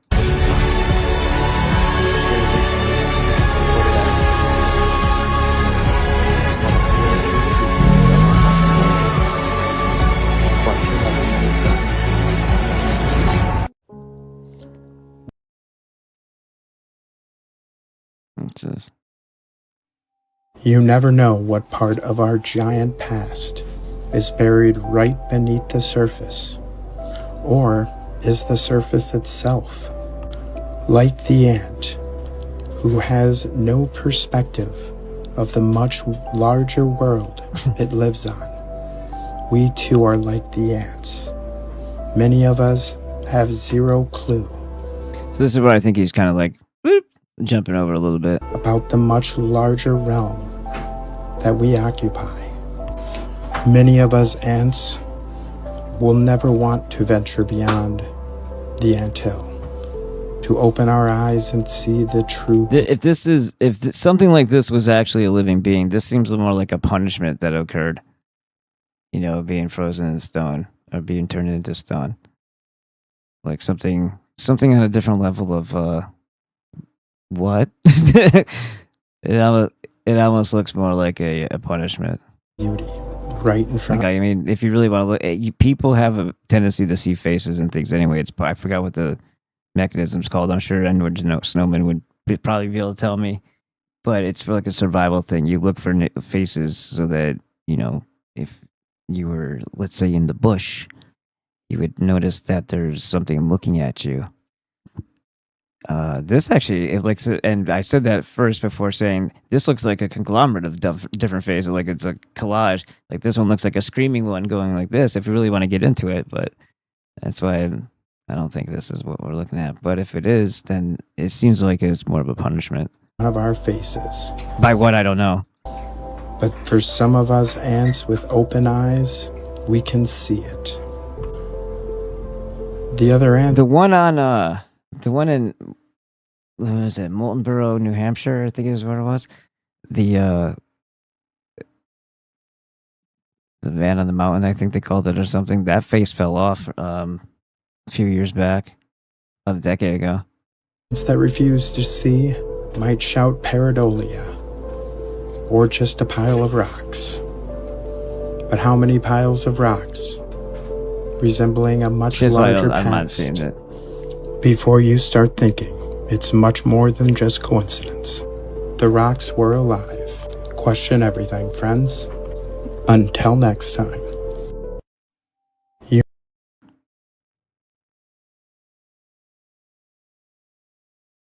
Yes, the World's Fairs, they were definitely an operation of many different things, and those fairs are such huge rabbit holes to go down. You know, they all have the same narrative officially. 2 years to build these massive, beautiful, palace-like, temples and cathedrals, massive, like one of those buildings in Chicago, one of the several 100,000 square foot exposition halls. Just one of those beautiful buildings was about half the size of Disneyland is today. And they built 4 of those massive convention centers, in addition to the several hundred beautiful, ornate They called it the White City because it was all just pearly white, looking like stone. But they say officially it was just this is like these were full-on cities that were there that they were getting rid of because they did inspire. And they're saying, "Oh, it's a World's Fair, it was built and then destroyed." No, that was their excuse for going in and destroying a beautiful city. Everybody want to see one last hurrah, everybody. Esther. All right, set the charges. Paris, just cheap chicken wires and flimsy materials made to last temporarily. But even if you can build it with any material, you can build it with Legos. You're not building that in 2 years' time. Look at one of the World's Fairs, some of the things you... These demons have to fucking go. It has their signature all over it. And the timing is all post-Civil War event. And they just started destroying all of something that would remind us of who we are and what we're capable of. And then maybe we wouldn't put up with their bullshit anymore. You can look at to break those narratives completely. Yes, the world.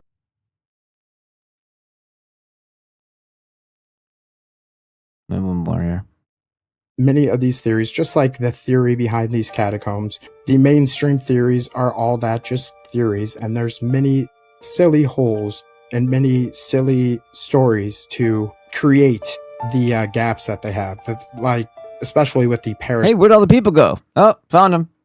Catacombs. So because of the plague and the overfilling of all of these cemeteries, don't worry, there'll be plenty of these things once Palantir and Flock and all their other fucking devices.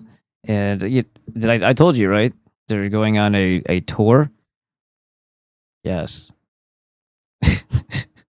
And then will come the lockdown, the crackdown, the Bolshevik 2.0, digital Bolshevik 2.0, digital Cheka, as they have their little Purim with us. That's going to happen, I would say, in the next few months. Just thought. It's May now, May 22nd already. Fucking May 22nd already. What the hell's going on with life? May 22nd already, and we're looking at July 4th. They're declaring that you better be fucking hiding under your bed because gasoline is gone. It's interesting, huh? It doesn't matter if it's actually gone. They're just going to cut it off then, I guess. 250th anniversary. But again, it's not the 250th anniversary because this happened. And then they kept acting as if, or they don't tell anybody, they just change things and make every effort to make sure that you don't find out. Hold on 1 second. That's cool. Yeah, the rock people. Harry Bowles, what's up, buddy?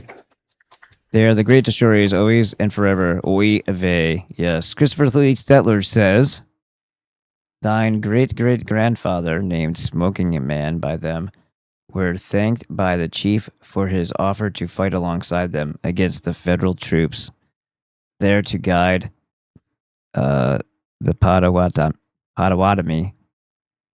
to a certain place. Those Indians called it the land of the rainbow. In language, it sounds like Chicago. The later popular, undoubtedly Freemasonic history, it were said to be the land between the rivers. A little Jewy, no? Oh, they were led away from Pleasant Lake, Indiana, due to a complaint filed by a British man. Is it Ish? A man of the contract. A fucking book. Oh, I think it broke off there. E to a compo. Is that a book? It sounds, I think that got a little cramped up there. Christopher Lee Settler, thank you for dropping a Hamilton like you're Aaron Burr. Oh, hello, D-Bot. Sorry, I should have scrolled up more. How you doing? And then it says maybe they use the same kind of mystery, the same kind of mystery people in human menageries as in Super Bowl halftime performances.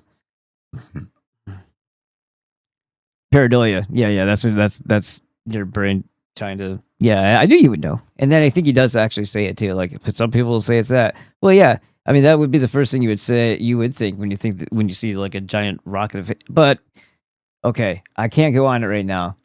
But I'll try to remember to save them, and I'll put them up on the next episode or something, next broadcast. But when I was in Morrison, Colorado, at the Red Rocks, oh man, what was that? Like 2010 or something? I don't know. It was a while back, but I went and was looking around, and at the top of the mountains, I swear, if you knew the band Guar, you would swear it was like helmeted like ogre like things as the heads of the tops of some of these mountains.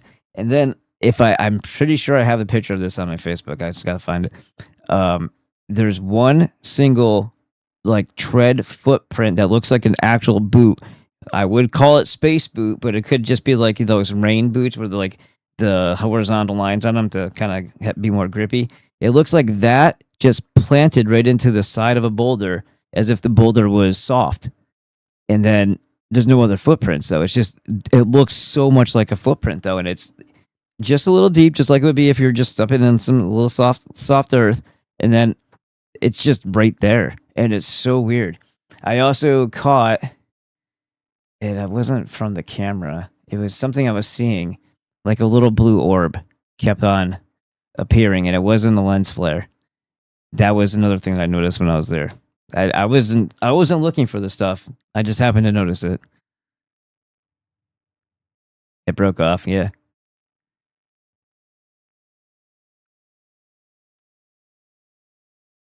Let's see what's going on over here. I didn't see any, but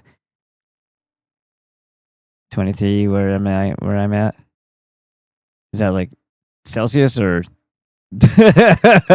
Hopefully not. I mean, hopefully it's not like Fahrenheit. That sounds a little cold. If you're talking about temperature. Yeah, let's do this. Yeah. One day I decided not to shave. I'm gonna fix that tomorrow. I just figured, let's see what happens. Reporting missing stone buildings as having burned down is something the Serpent did with the Twin Towers, and I've heard in Russia. High five from the chest. Thank you. Reporting missing. Yeah.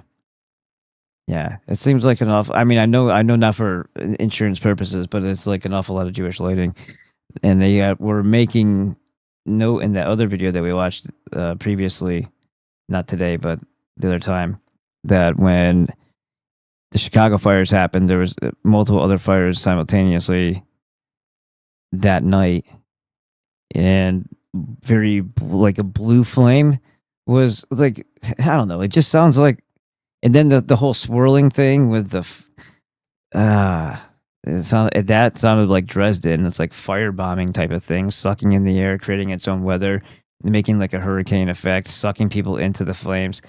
And they said only 300 people died in Chicago. So what part that's whatever. I don't know.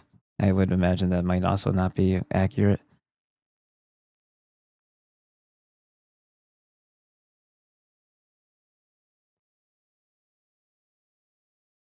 I'm a little curious about this one. This is Tesla's Egg of Columbus that was first exhibited at the Chicago's World Fair.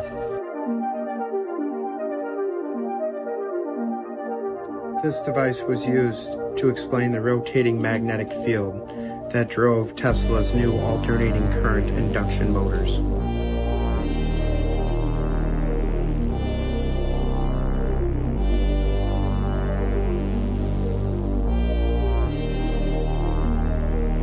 We are told only a fraction of what magnets can really do. But I believe the technology of the past, the technology of Tartaria, unlocked the secrets of magnetism and free energy.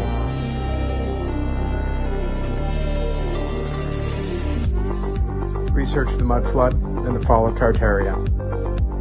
Question everything, friends. As I think going to the length of calling it Tartaria is where I have an issue. I don't think that's well established.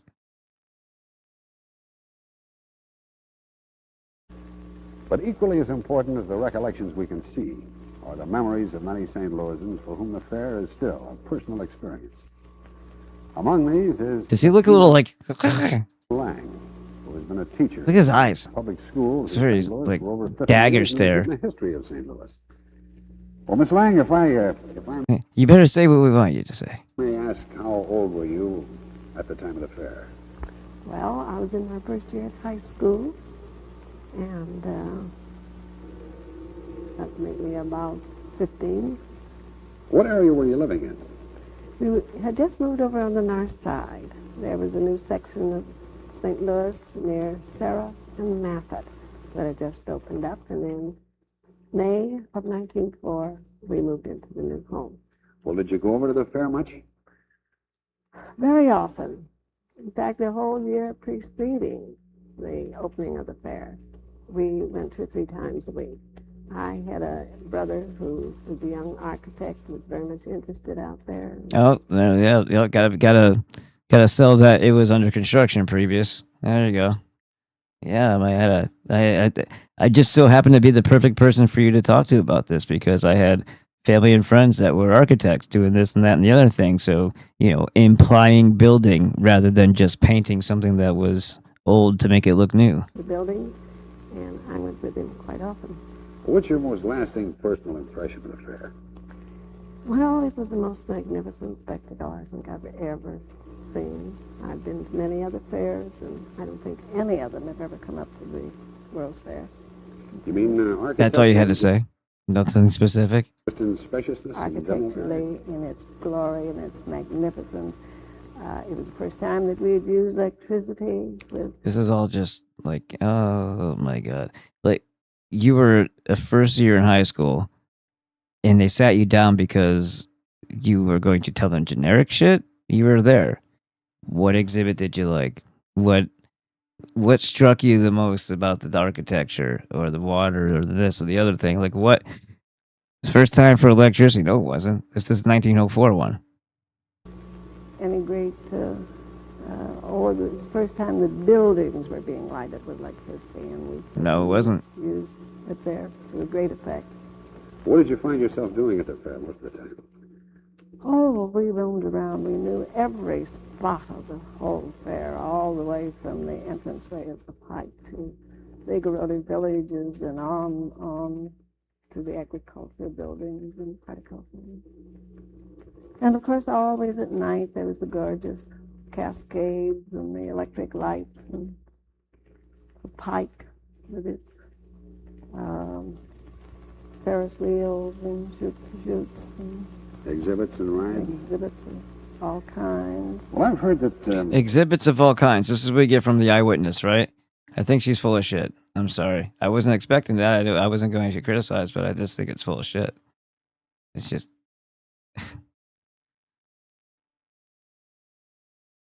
Oh. Okay, well, how long is this one? Oh, this is 36 minutes long. Yeah, we're not going to go there. But I have a cat yelling at me. I'm guessing that the family went to sleep. I'm going to go say goodnight to my daughter. Play this for just a little bit. Let's get past the intro, though. There we go. Remember, this mind unveiled either hits the mark or they go way the fuck to the right or left of it. So, hold on. I shall be returned. Guys, today, we're going to take a look at a lesser-known history involving ancient technologies that you might think belong more in a sci-fi movie than in the dusty pages of historical text. We're going to be talking about ancient directed energy weapons, or DEWs. Sounds futuristic? Well, you'd be surprised to learn how far back these kinds of technologies actually go, and how they may have been hidden, dismissed, or even covered up over time. So let's get to it. So let's start off with Archimedes. I'm sure many of you are already familiar with his name. He's that ancient Greek guy that we all learned about in school, credited with inventions like the Archimedes screw and famously known for running around the streets naked shouting Eureka, which, if you think about it, is a really weird story, as if Archimedes was some type of figure made to represent the technology and understandings of a previous time encapsulated into a single figure. But here's where it gets interesting. Archimedes is also often associated with creating an ancient death ray, a weapon that supposedly set Roman ships ablaze during the siege of Syracuse. This is a very well-known story, yet, when brought up today, this account is often dismissed as myth or propaganda. So what's going on here? Could this story be more grounded in reality than we've been led to believe? And if this really was an ancient device that could melt metal, then what are the implications? Could it have been a tool for causing resets, eradicating warring nations, or even wiping out entire civilizations? Archimedes is famously credited for principles in hydrostatics and mechanics, exemplified by inventions such as the Archimedes screw, used for water irrigation, and mechanical devices like the Claw of Archimedes, which is accepted to have been actually used in ancient times, but for some reason, historians think that this ancient heat ray is too fanciful of a tale, and that it was debunked by Mythbusters. Even History Channel has a video on it, but they cover the good information and then say it's aliens, which is just a shame. Is it too far-fetched to consider that the ancients devised a way to amplify light for thermal applications? If Archimedes' other inventions were not only plausible but revolutionary, why would this particular story be a fabrication? Is it not within the realm of possibility that a genius who revolutionized multiple fields of science could engineer a way to focus sunlight as a weapon? Especially when we consider that modern experiments, while not universally conclusive, have indeed shown that focusing sunlight to ignite a combustible material is possible. So could it be that we're dealing with various interpretations or even lost variations of an ancient device? It's important to recognize that the understandings of optics was far from rudimentary in ancient times. The Greeks and Romans had a reasonably sophisticated grasp of lenses and light reflection. Moreover, text from antiquity suggests that Archimedes used burning glasses as part of his death ray. This opens up a whole new avenue, as are we not confusing burning mirrors with burning glasses? Two technologies that, although similar, are not the same. This distinction might be the key to understanding the blurry line between myth and reality in the Archimedes tale. It could be that what we call a death ray today was actually an advanced use of burning glasses or Fresnel lenses and mirrors, which had legitimate and varied applications in antiquity. Burning glasses have been a topic of fascination for millennia. They're essentially large convex lenses that focus the sun's rays into a small area, intensifying the heat to such a degree that they could start fires or cauterize wounds. And this isn't just a legend. This is backed up by multiple historical accounts. Roman writers like Pliny the Elder noted the use of glass vases filled with water to concentrate sunlight enough to ignite clothing. Plutarch described a burning mirror at the temple of the Vestal Virgins. This temple was used to relight the sacred fire of Vesta, which was an eternal flame in ancient Rome. Quote, "If it, the fire, happens by an accident to be put out, it is not to be lighted again from another fire, but new fire is to be gained by drawing a pure and unpolluted flame from the sunbeams. They kindle it generally with concave vessels of brass, formed by hollowing out an isosceles rectangular triangle, whose lines from the circumference meet in one single point. This being placed against the sun, causes its rays to converge in the center, which by reflection, acquiring the force and activity of fire, rarefy the air, and immediately kindle such light and dry matter as they think fit to apply." End quote. Aristophanes, the great playwright, even mentioned the burning lens in his play The Clouds as far back as 424 BC. Quote, Strepsiades says, "Have you ever seen a beautiful transparent stone at the druggist, with which you may kindle fire?" Socrates says, "You mean a crystal lens?" Strepsiades says, "That's right. Well, now if I place myself with this stone in the sun, and a long way off from the clerk, while he was writing out the conviction, I can make all the wax upon which the words were written melt." End quote.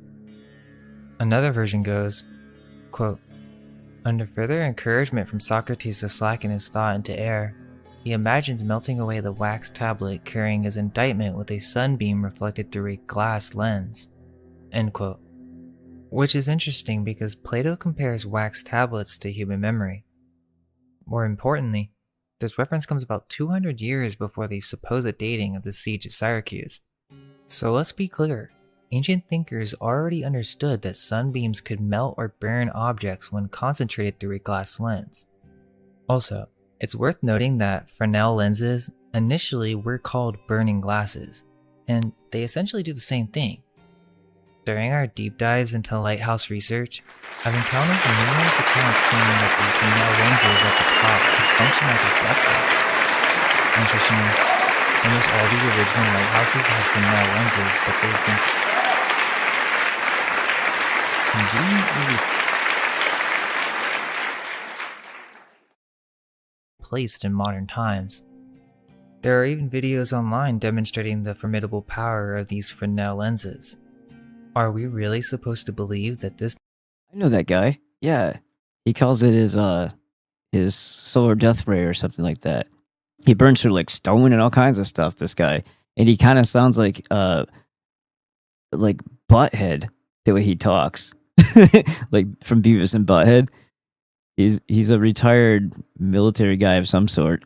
But yeah, I follow him on Instagram. I haven't seen any of his posts in a while. But he's like, yeah, really rad. He just he shows a couple things. Like sometimes he melts different types of metals and he makes things with them. But he also uses this solar death ray thing that he's got. Knowledge was absent in antiquity? So this apparent legend of Archimedes may be misunderstood because it wasn't until centuries after the event that it was discussed and contemplated by other Greek authors. The absence of contemporary sources has fueled skepticism. However, it's entirely possible that such groundbreaking technology would be kept under wraps. And maybe it was used to make some fires. Yeah. Maybe kind of like those directed energy weapons that they destroyed Lahaina with. Yeah, that type of thing. Because a few Greek historians like Polybius, Titus, and Plutarch had covered the Roman siege of Syracuse, yet by then it was lasers. Did not mention the death ray, does not automatically conclude that it never existed. Could it be that such a— Do you know how much of the histories were burned anyway? Like, just, there's no mention. Oh, okay, well, everything's fine then.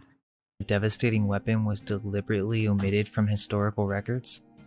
If we're open to the idea that Archimedes himself might be a made-up figure created to house the technologies of a bygone era, then the silence surrounding this weapon might be more revealing than we think. Another point skeptics often bring up is Diocles, born 50 years after Archimedes, who wrote a work called On Burning Mirrors. This is the first documented proof that parabolic mirrors could focus light. Critics point out that while Diocles talks about a contemporary of Archimedes, he never mentions that Archimedes built a death ray. Sure, but let's not miss the forest for the trees here. Diocles' entire work is literally about how to burn things with mirrors. Plus, you don't even have the original text, just translations and copies. Interestingly, right after this discussing burning mirrors, Diocles brings up Archimedes in relation to geometry. Could this be a hidden nod? Secret or not, Diocles goes in depth about the power of these burning mirrors and the nature of conic shapes. He confirms when a shape is curved into a parabola, it has enormous burning power. This is backed up by a 14th century encyclopedic work by Muhammad B. Ibrahim B. Said al-Akfani. So now we know what we can use against the parasite. When they try to take everything else from us and leave us with dull spoons to fight back, we can make some of these things. Describing how the ancients used to make these mirrors. Some were flat surfaces, others made them concave. But it was Diocles who showed that parabolic curves had the greatest burning power. So are we to believe that just because there's contradicting information, the story's not true? Or could it be that we're not getting the full picture? Let's consider the phantom timeline hypothesis for a moment. Why is there such a gap They're burning ants between Arabic sources and ancient Greek authors on this matter? Could it be that stories of naked men running through the streets are exaggerated or even fabricated, adding to the inconsistencies in these historical accounts? Elephants are kind of small in comparison. Interesting to note is that more references to Archimedes and his death ray emerge about 400 years after his supposed death in mainstream timelines. These references are found in texts like Hippias or The Bath, attributed to Lucian of Samosata. Yet, Within this disputed text, there's a direct nod to the story of Archimedes' death ray. Archimedes is said to have burned enemy ships using science. He doesn't explicitly mention a death ray, but this is considered an ancient reference to Archimedes using fire, combined with science or advanced skill, to destroy enemy ships. Now that's a big deal. One could argue that this might simply be an innovative use of fire, akin to Greek fire, but then why didn't the author delve into more detail? Given that the subject of burning mirrors and glasses is ancient, is there a reason why this particular knowledge has been relegated to myth? The other two ancient references to this death ray come from a medical treatise by Galen. He states, quote, Galen's also where we get the opposites cure, opposites lie. The oppositional method, the war method, or the war philosophy. There's an invader. You're the opposing army with your drug that fights it. It's just suppressive. It's not curative. Suppose that Archimedes Opposites suppress opposites. is said to have set fire. Like cures like. And that's the backbone of why homeopathy is most certainly law. To the enemy ships using fiery stuff. End quote. But the translation is not 100% reliable. The Greek word used here is a bit of a puzzler when it comes to fire. It could refer to holy fires or fires associated with offerings, so the story gets a little bit more complicated. The next reference doesn't come until about 700 years after Archimedes. The skeptics often question, why aren't these events referenced in earlier sources? How can someone come in centuries later and speak of such a fanciful tale if so much time has passed since the actual events? This isn't definitive proof, but it does add an element of confusion to our perceived timeline of history. This next reference comes from the mathematician Anthemius of Tralles, who was attempting to decipher the method Archimedes might have used. He suggests that Archimedes could have set Roman ships ablaze using mirrors. This means that people knew of the story and understood the end result, that ships were burned from a distance. What they lacked was the specific method, technique, or properties needed to replicate it. Anthemius speculates that it might have been done using mirrors. His claims come from a manuscript titled Mechanical Paradoxes, which even has a chapter dedicated to burning glasses. Anthemius' speculation isn't just a shot in the dark. He appears pretty convinced that this method would indeed lead to a conflagration, a large-scale fire wherever it was focused. The narrative that we often hear revolves around the defensive use of this technology, particularly against invading naval fleets. But what if its applications extended beyond just defense? What if it had other uses that were so impactful or potentially dangerous that very few details about its construction have been left for us to find? Skeptics see the varying versions of these tales as proof that they're fabricated, but I see it differently. To me, these discrepancies are not evidence that the story is false, but rather that it's a piece of lost technology. Awesome. The accounts that we do have are likely attempts at reconstructing or rediscovering it. If there were no mentions of Archimedes using burning mirrors prior to the time of Anthemius, then where did he get the idea? So the notion that this was all just invented out of thin air doesn't really hold up. Let's remember, discussions of parabolic curved mirrors capable of focusing light into intense heat were occurring just 50 years after Archimedes' death. And these burning glasses and mirrors had applications in ancient Rome, even for something as mundane as cooking food. So might it be possible that it's kind of an important use. Archimedes serves as a kind of cover, a symbolic figure standing in for a lost technology that used a combination of curved mirrors and lenses? In 1973, Greek scientist Dr. Ioannis Sakis conducted an experiment using 60 sailors with oblong mirrors to focus the sun's rays on a wooden ship 160 feet away, successfully setting it on fire and providing modern evidence that Archimedes could feasibly have used similar technology, a concept also supported by today's solar furnaces, which operate on a parallel principle to achieve extremely high temperatures of 10,000 suns. What's intriguing is that referring to Archimedes' supposed device, the descriptors switch between burning glass and mirrors. It could be a translation issue, Or perhaps Archimedes was actually using some form of lens or ancient magnifying glass to set ships ablaze from a distance. Though skeptics like Kepler and Descartes dismiss the idea as fanciful, its validity is affirmed by a host of others, like Well, the people who are shooting it down, I don't think that they're 100% on the up and up either. Diodorus Siculus, Lucian, Dion, Zonorus, Galen, Anthemius, Eustathius, and Tzetzes.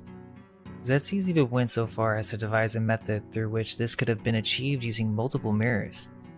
Reports describe that Archimedes' invention set not just one or two, but an entire Roman fleet on fire, reducing it to ash.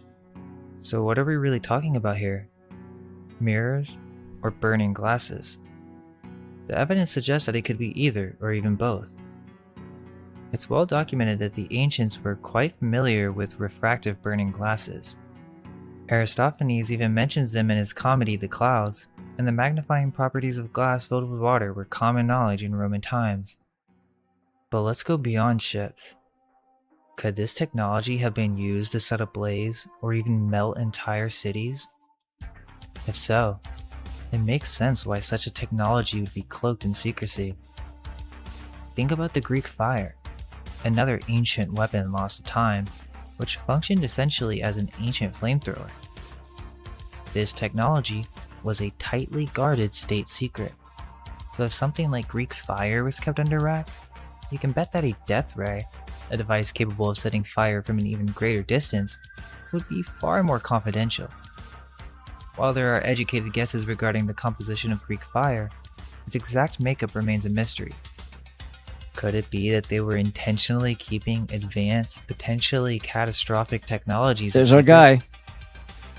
That may seem far-fetched, but there is evidence to actually support this claim. It's just that it has been labeled as a result of ancient aliens. Ancient Aryans. Every time they put aliens in there, say, nah, it's probably Aryans. Throughout Scotland, there are numerous ancient ruins that could have served as fortifications or even entire cities. What's intriguing is that many have been subjected to extreme heat, intense enough to turn the stone structures into glass. This phenomena is known as vitrified forts, and it's been thoroughly investigated by scholars. Originally thought that bubbling thing. I see this all over the place off the I-8, coming from where I am, heading towards what do you call it? On our way to Phoenix. There's tons and tons of this, and it's all laid out in like these big, I don't know what you want to call them, just areas where there's a bunch, and then there's a space, and then there's more, as if they were buildings that just got demolished, exploded with heat. Scotland, similar structures have since been discovered in other parts of Western and Northern Europe. We're talking about massive rock forts like Dunbeardle that have been completely melted. Look at Mohenjo-Daro. That was turned. It was so bad it was turned to glass. Built around 500 BC, some speculate that Stone Age people would have needed laser-like technology to achieve this level of heat. Could it have been some ancient superweapon capable of melting stone? While fans of Graham Hancock and ancient alien theories are open to the idea that the ancients had technology for melting stone for construction, they often stop short of considering that such devices could be used for large-scale destruction, potentially wiping out entire civilizations. Most of these vitrified forts are located in Ireland and Scotland. We're talking about castles that have undergone vitrification. These vitrified forts are sometimes referred to as raths, which mean fortress in Irish. Many researchers have entertained the possibility that this could have been an act of warfare, but that would require someone having technology capable of melting stone. Vitrification occurs at temperatures exceeding 2000 degrees Fahrenheit and sometimes up to 3000 degrees, making it unlikely that mere timber fires could achieve this effect. Could the Romans have been involved? The timeline is suggestive. The Romans were at odds with the Druids around the time these forts are believed to have been built. The true Druids were also Gothic Aryans. The ones that came in later with the moon cult and the human sacrifice and the Wicker Man, that was all you know whose. Wait. Those people. Dating of these structures aligns roughly with the Roman siege of Syracuse. Maybe the story of Archimedes' death ray should be flipped. It wasn't the Greeks, but the Romans who may have had such technology. If this didn't occur, it's likely they would have sought to develop such a device themselves. Could these vitrified forts be evidence of some kind of ancient directed energy there he is. weapon? Yeah, that's the guy. Used to obliterate entire cities? This phenomenon is not limited to Ireland or Scotland. Evidence of similar melting effects can be seen in Turkey, affecting many. Yes, Turkey, where our ancestors, the whole British Edda takes place 5,000 years ago in Cappadocia and Karshemish. And we saw, let me just show it real quick, the Cappadocia. This may be this, what do they call those things? Let's see if they show it just by going like that. Yeah, okay, so is this, that's during Kuyu. Is this a result of fire and melting? Can you make it bigger? I guess not. That's the castle, they call that. Let's see if we can get more. I mean, these are those little pipe things. Let's see if there's a better picture of it. And maybe that one.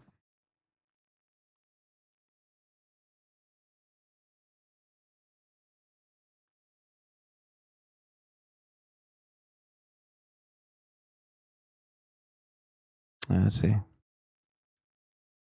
Fairy chimneys is what they call it. All right. That's small.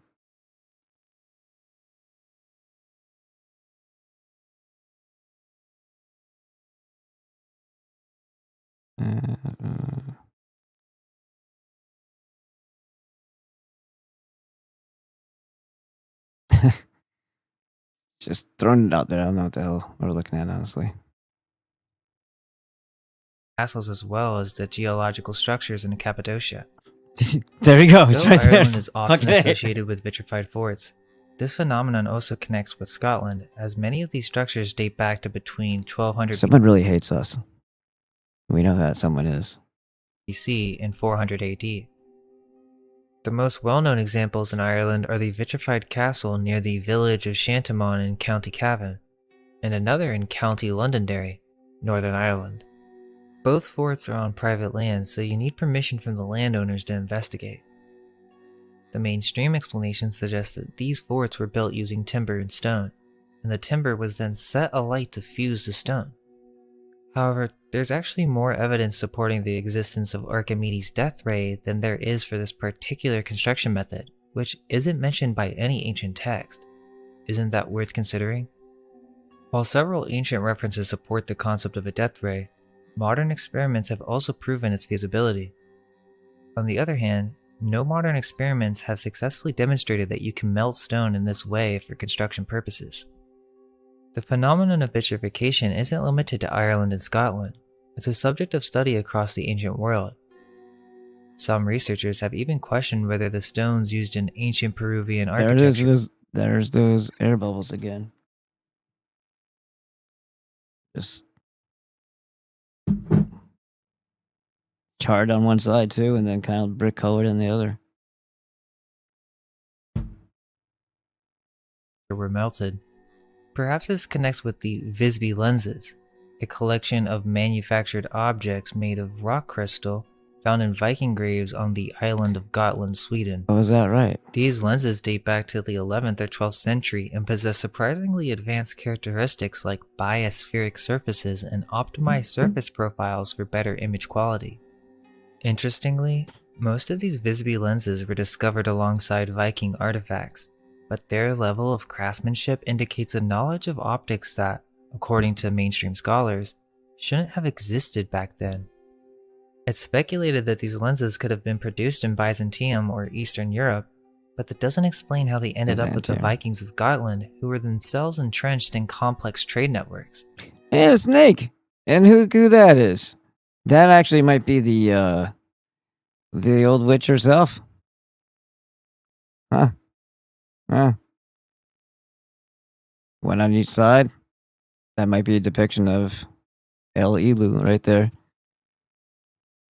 or she may be the archetype for whatever they are representing here. But this also looks a lot like the one that's the breasted one that you see holding the snakes. There's another little figurine, but that also harkens back to El and Elu anyway. Interestingly, the Goths of Gotland also... And then there's the deer one that also kind of looks like that. We've gone over it before, but the name will escape me. I'll have to look for the deer demon or whatever. It's in the demonology book, actually. Also had many sun rune stones as well. There have been suggestions that these lenses could have been used for magnification, the creation of telescopes, and even starting fires. Now it makes sense why they be sun worshippers, eh? Well, we do know now that harnessing the power of God. There is compelling evidence that intense heat turned some ancient cities or forts into glass. The root cause seems to point either to warfare or some cataclysmic event. Intriguingly, medieval lore is rife with stories of enormous fires descending from the sky and annihilating cities. This kind of narrative isn't new. We've all heard of the biblical tale of Sodom and Gomorrah, where it rained sulfur and fire, akin to Greek fire. Lot's wife was turned into a pillar of salt, or vitrified. If it wasn't a death ray, some ancient cultures might have had the capability to project fire over a distance and intensify its heat with specific mixtures. Moreover, in Homer's Iliad, gods often intervene by sending down fire in various forms to assist one side or the other. Ancient texts from China and India also describe what could be considered gods, whatever.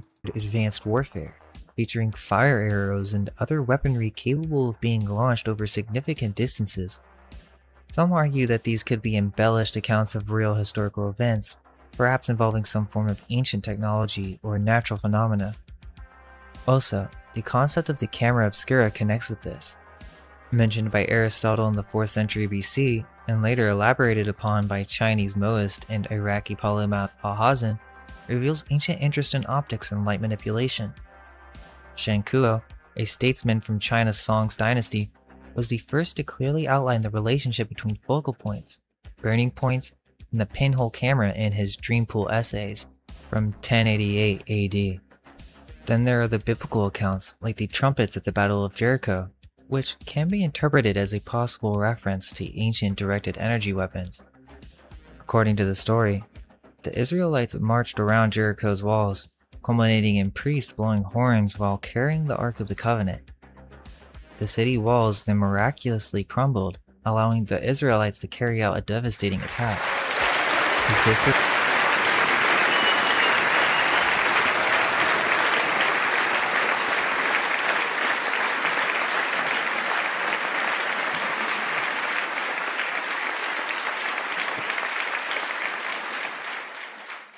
Thank you. We'll get to those in just a moment.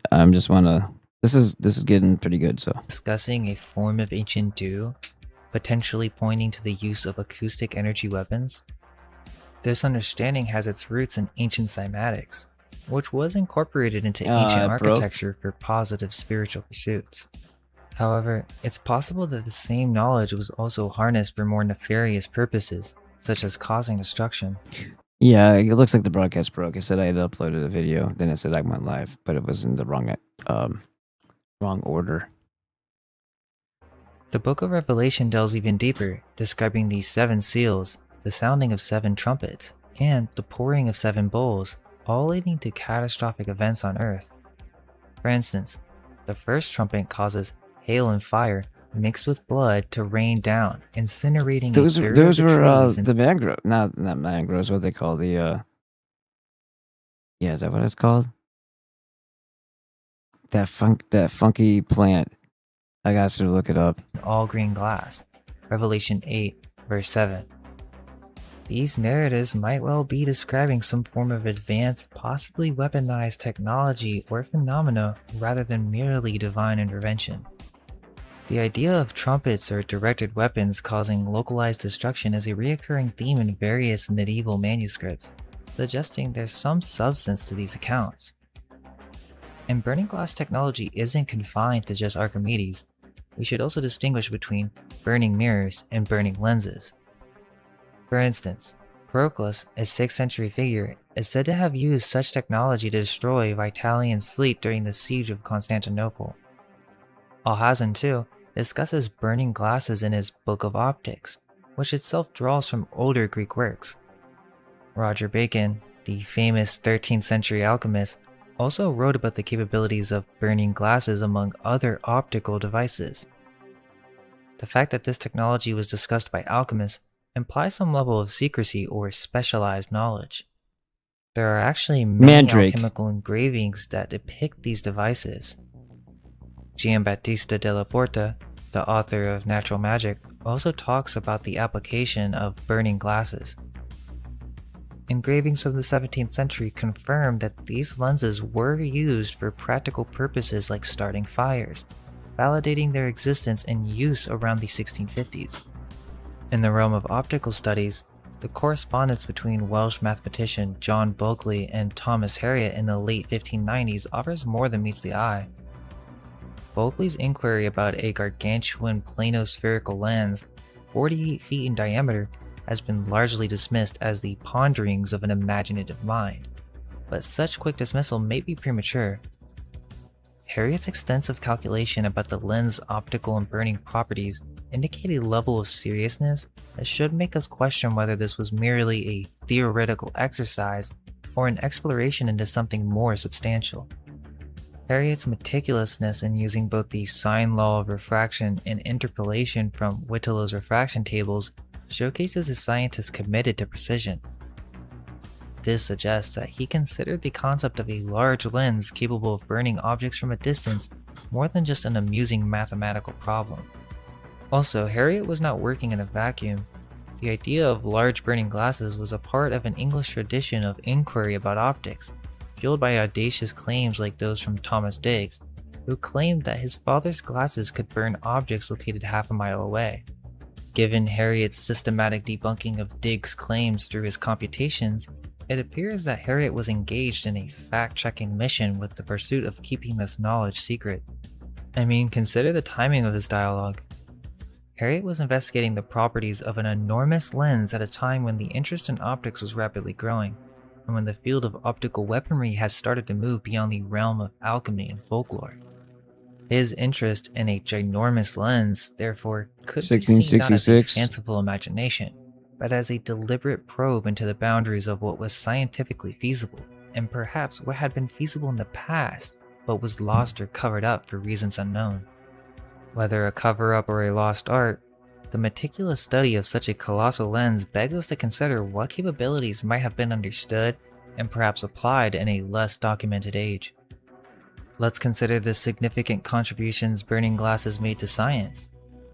They were used in the 18th century chemical studies for burning materials in closed vessels, contributing to important discoveries. Lenses like these contributed to the discovery of dephlogisticated air, what we today know as oxygen. Clearly, this isn't just some magician's parlor trick. This is a device that has fundamentally shaped our understanding. 1666 was also the SUKV Act, English law, and the church. And it established that if a person goes beyond the sea or absent themselves for 7 years without proof they are alive, they shall be legally presumed dead.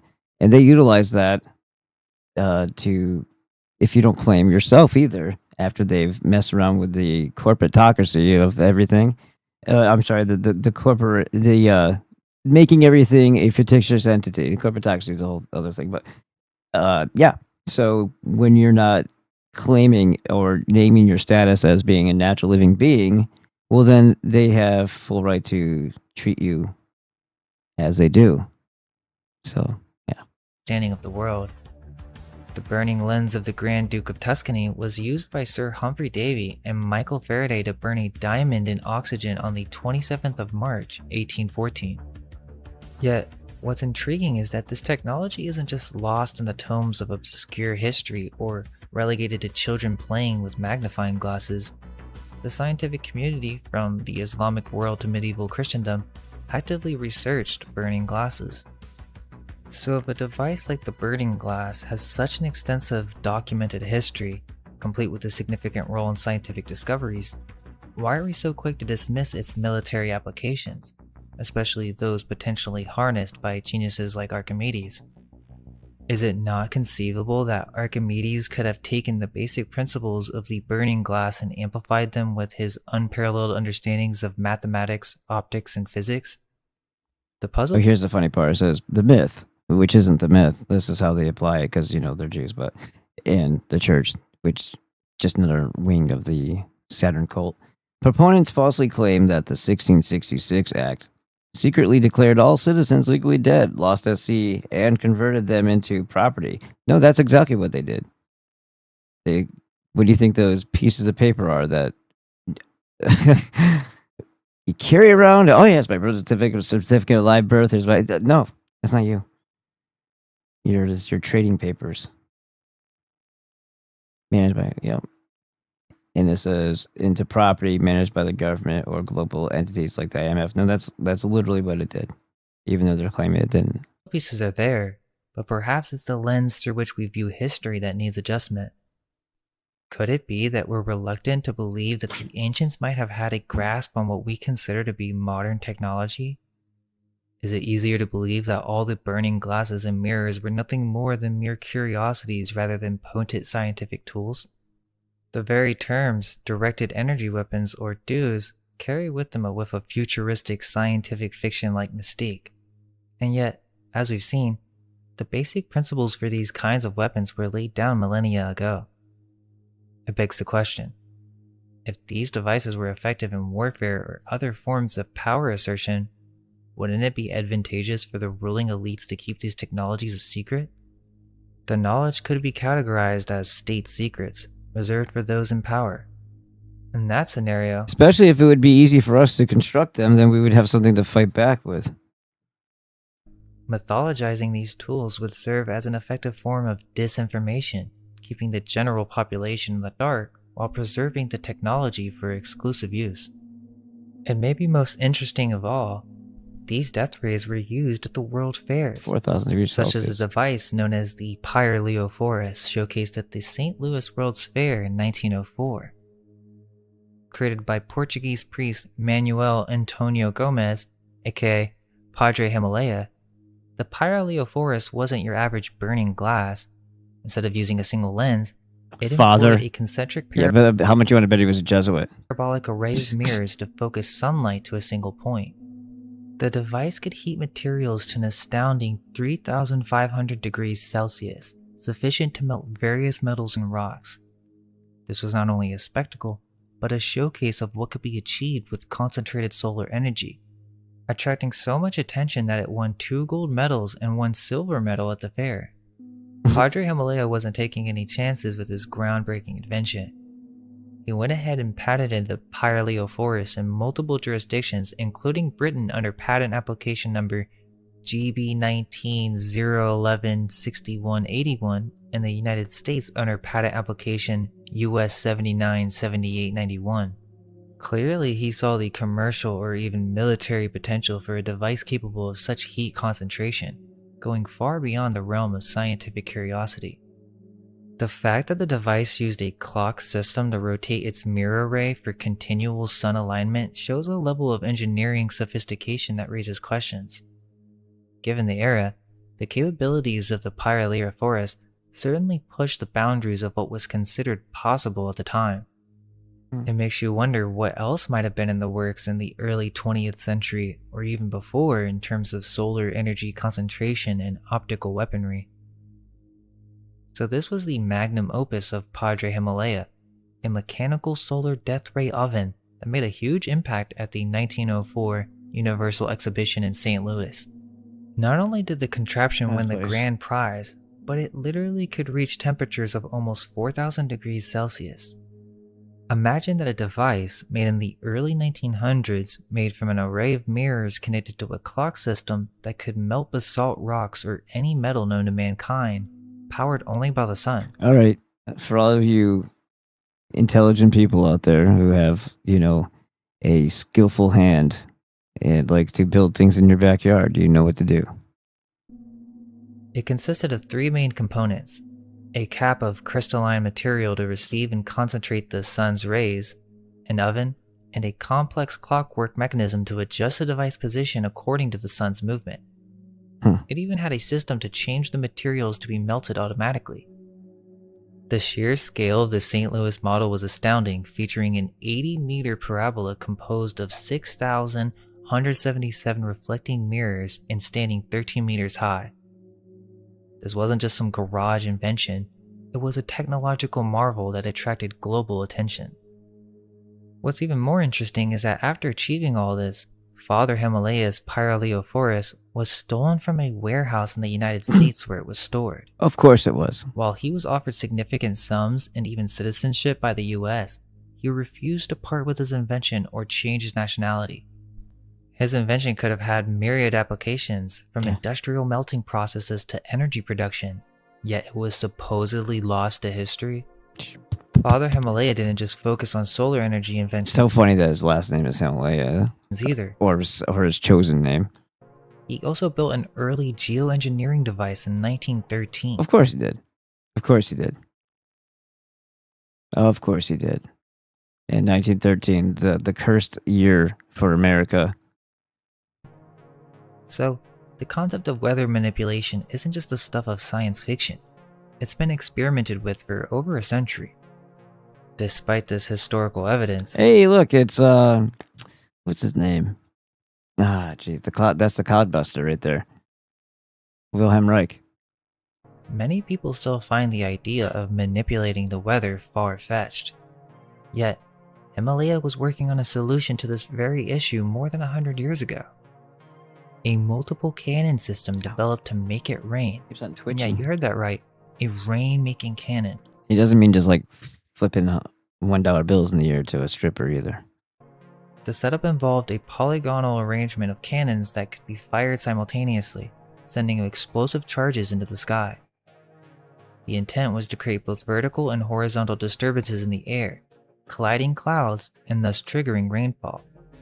As outrageous as it sounds, initial experiments in the Serra da Estrela area claimed to have produced actual raindrops.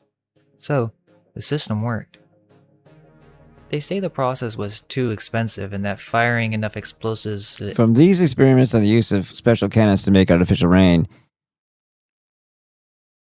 a rocambolesque story was born, I guess.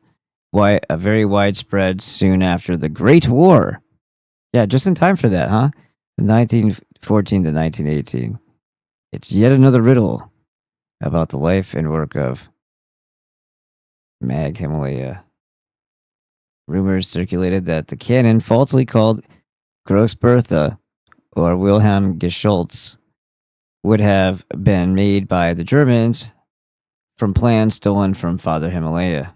Influence weather patterns burned a hole through the entire budget, so despite its potential effectiveness, the technology was shelved. But I'm not so sure if I buy that story. And the story doesn't Not when people print money. No. There either. It actually gets into post-World War I, where rumors floated that the Germans had stolen Father Himalaya's plans to develop a cannon falsely called Gross Bertha or Wilhelm Geschütz. Also, it may be pronounced per Heliophorus or per Eliophorus, because there are some different versions of the name that you will see as you look into this. Perhaps it's been changed, but this concept wasn't overly complicated. This concept has been around for thousands of years. Diocles discussed the powerful burning capabilities of parabolic mirrors long ago, and there was an interest in creating large lenses. Essentially, all that would be needed is a contraption that could focus sunlight at a specific point through a large mirror or burning glass, essentially functioning as a primitive directed energy weapon or even a rudimentary laser. So were lasers truly invented only in the mid-20th century? Or were similar devices known to ancient civilizations? If such a device existed that could melt objects or set fires from a distance, was it ever used for warfare? Could it have been used to destroy ships, or even entire cities? Or cook that guy's pig. Erasing them from the pages of history. What do you think? Did the ancients possess such a technology? Is nothing new under the sun? Let us know in the comments, And the sophisticated thinking that goes along with that might have also been a throwback, a whisper, a hint, something in the ether from a previous time of very high sophisticated living society, whatever interrupts those things doesn't always interrupt the human mind and its spirit. So some things will end up being more advanced than all the other things around it, simply because that's the one nugget here and that nugget there that people were able to retain, and everything else has to kind of be brought back into being again. I don't see that there would be any question that would probably be very plausible. All we can hope is that our minds may be unveiled. Oh, here's a hand and a finger. Close your eyes. All right. Let's go to the chat. Let's go to the chat. 5. Wow. Rocking it. Let's see the FTJs. How's it going, guys? Does she have a Jew? Oh, hold on. We're missing something. Whoa. Okay, I got that. It broke off. And Mud Flood is basically the story of humanity.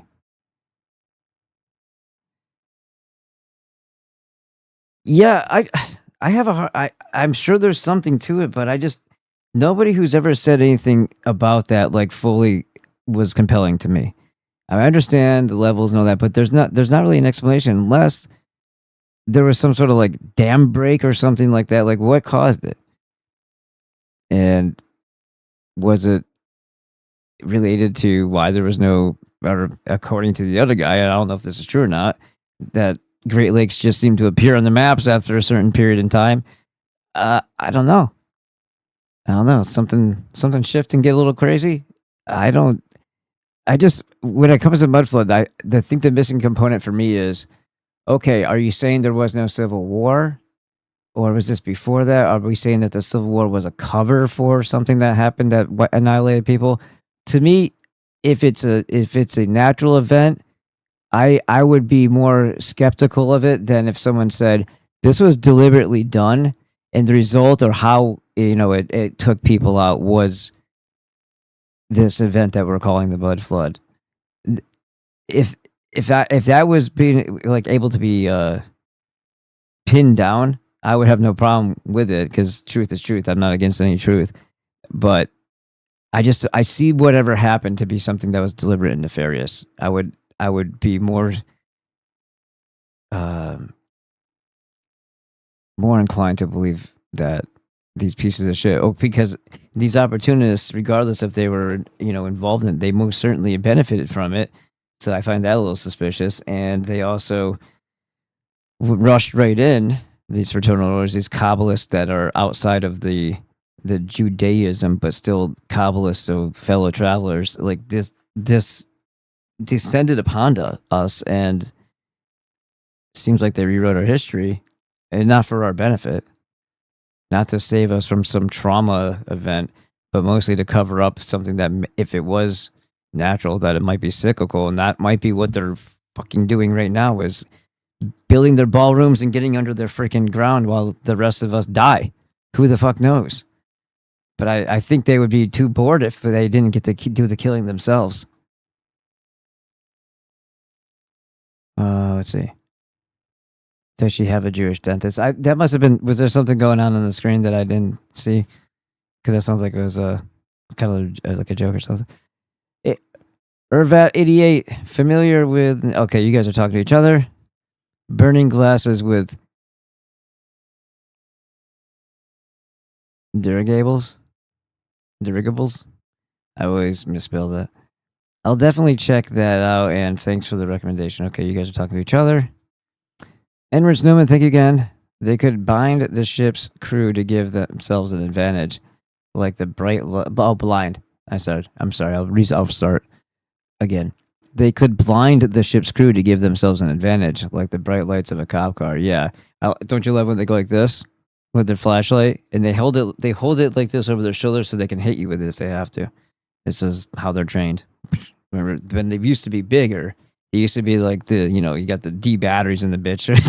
It's the big mag light that they're gonna crack you over the head with. Edward Stillman says, maybe coons over time snatched and scampered off with any bright, shiny parabolic mirrors or Fresnel lenses they encountered. Raccoons are hilarious, man.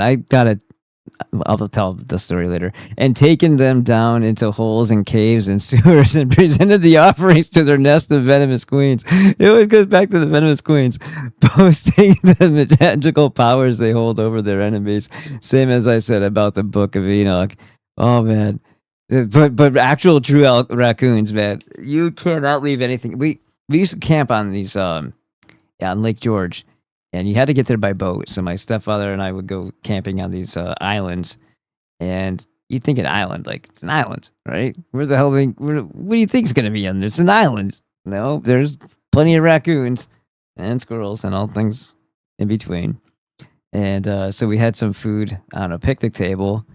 And it was bound up. It wasn't like, hey, have some. Here's a course dinner for it. No, it was just they dragged. We heard so much weird noise in the middle of the night, and it was like, what I was younger, obviously, and we were there with a small group of people, and we hear all this noise from our tents, and I didn't get out to take a look at the time, but in the morning we saw torn up Dorito bags and just like some Dorito puke, like not puke, it's just just the crumbs or whatever scattered across the ground, but they were like dragged them all off into the woods. Some of the other food. It was kind of funny. Raccoons are awesome. I've had a lot of encounters with raccoons that have been pretty funny. Over in Dos Picos, which means Twin Peaks, funny enough, because of that show, that David Lynch thing. Dos Picos Park out in Ramona or near Ramona.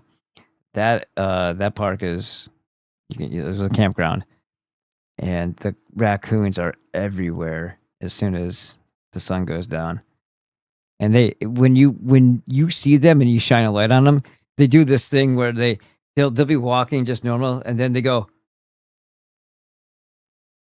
It's like, dude, I already see you. I just got the flashlight. He's like, I'm being all stealth, like, ooh, there's nothing to see here. They're hilarious, man. Trash pandas are great. Oh man. Thank you ever so for making that distinction with the druidic bloodlines. You'd be so amazed at my hard-headedness. Yeah. I think you're referring to like they just lump everything together. Say, oh, these are the druids. No, it's like, no, that's not that wasn't how it started. That's how it was corrupted. Maybe that queen were beneath the crooked tree. Those snakes look a bit like the hammer and sickle. Yeah, it's the way they were shaped. Hey, Edward Snowman says, hey, wouldn't it be interesting if large numbers of soldiers carried a parabolic mirror doubling as a shield? Oh, shit.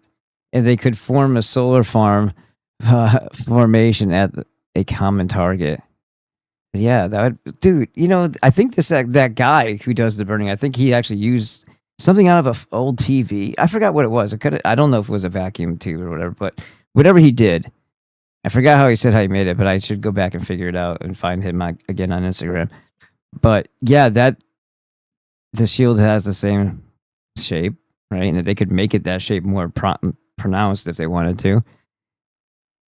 And yeah, it's funny how we look at things. Like, they were all, so primitive. They would get in a cluster, and when the arrows would come and they would just do this. Yeah, but what if it was something else as well? Huh. I mean, even if it wasn't, why couldn't it be? Why couldn't we do that? Thank you for the high five from the chest. They're billing me salute. Jesuit, how much? I tried to donate $2. I'm tapped. What do you mean?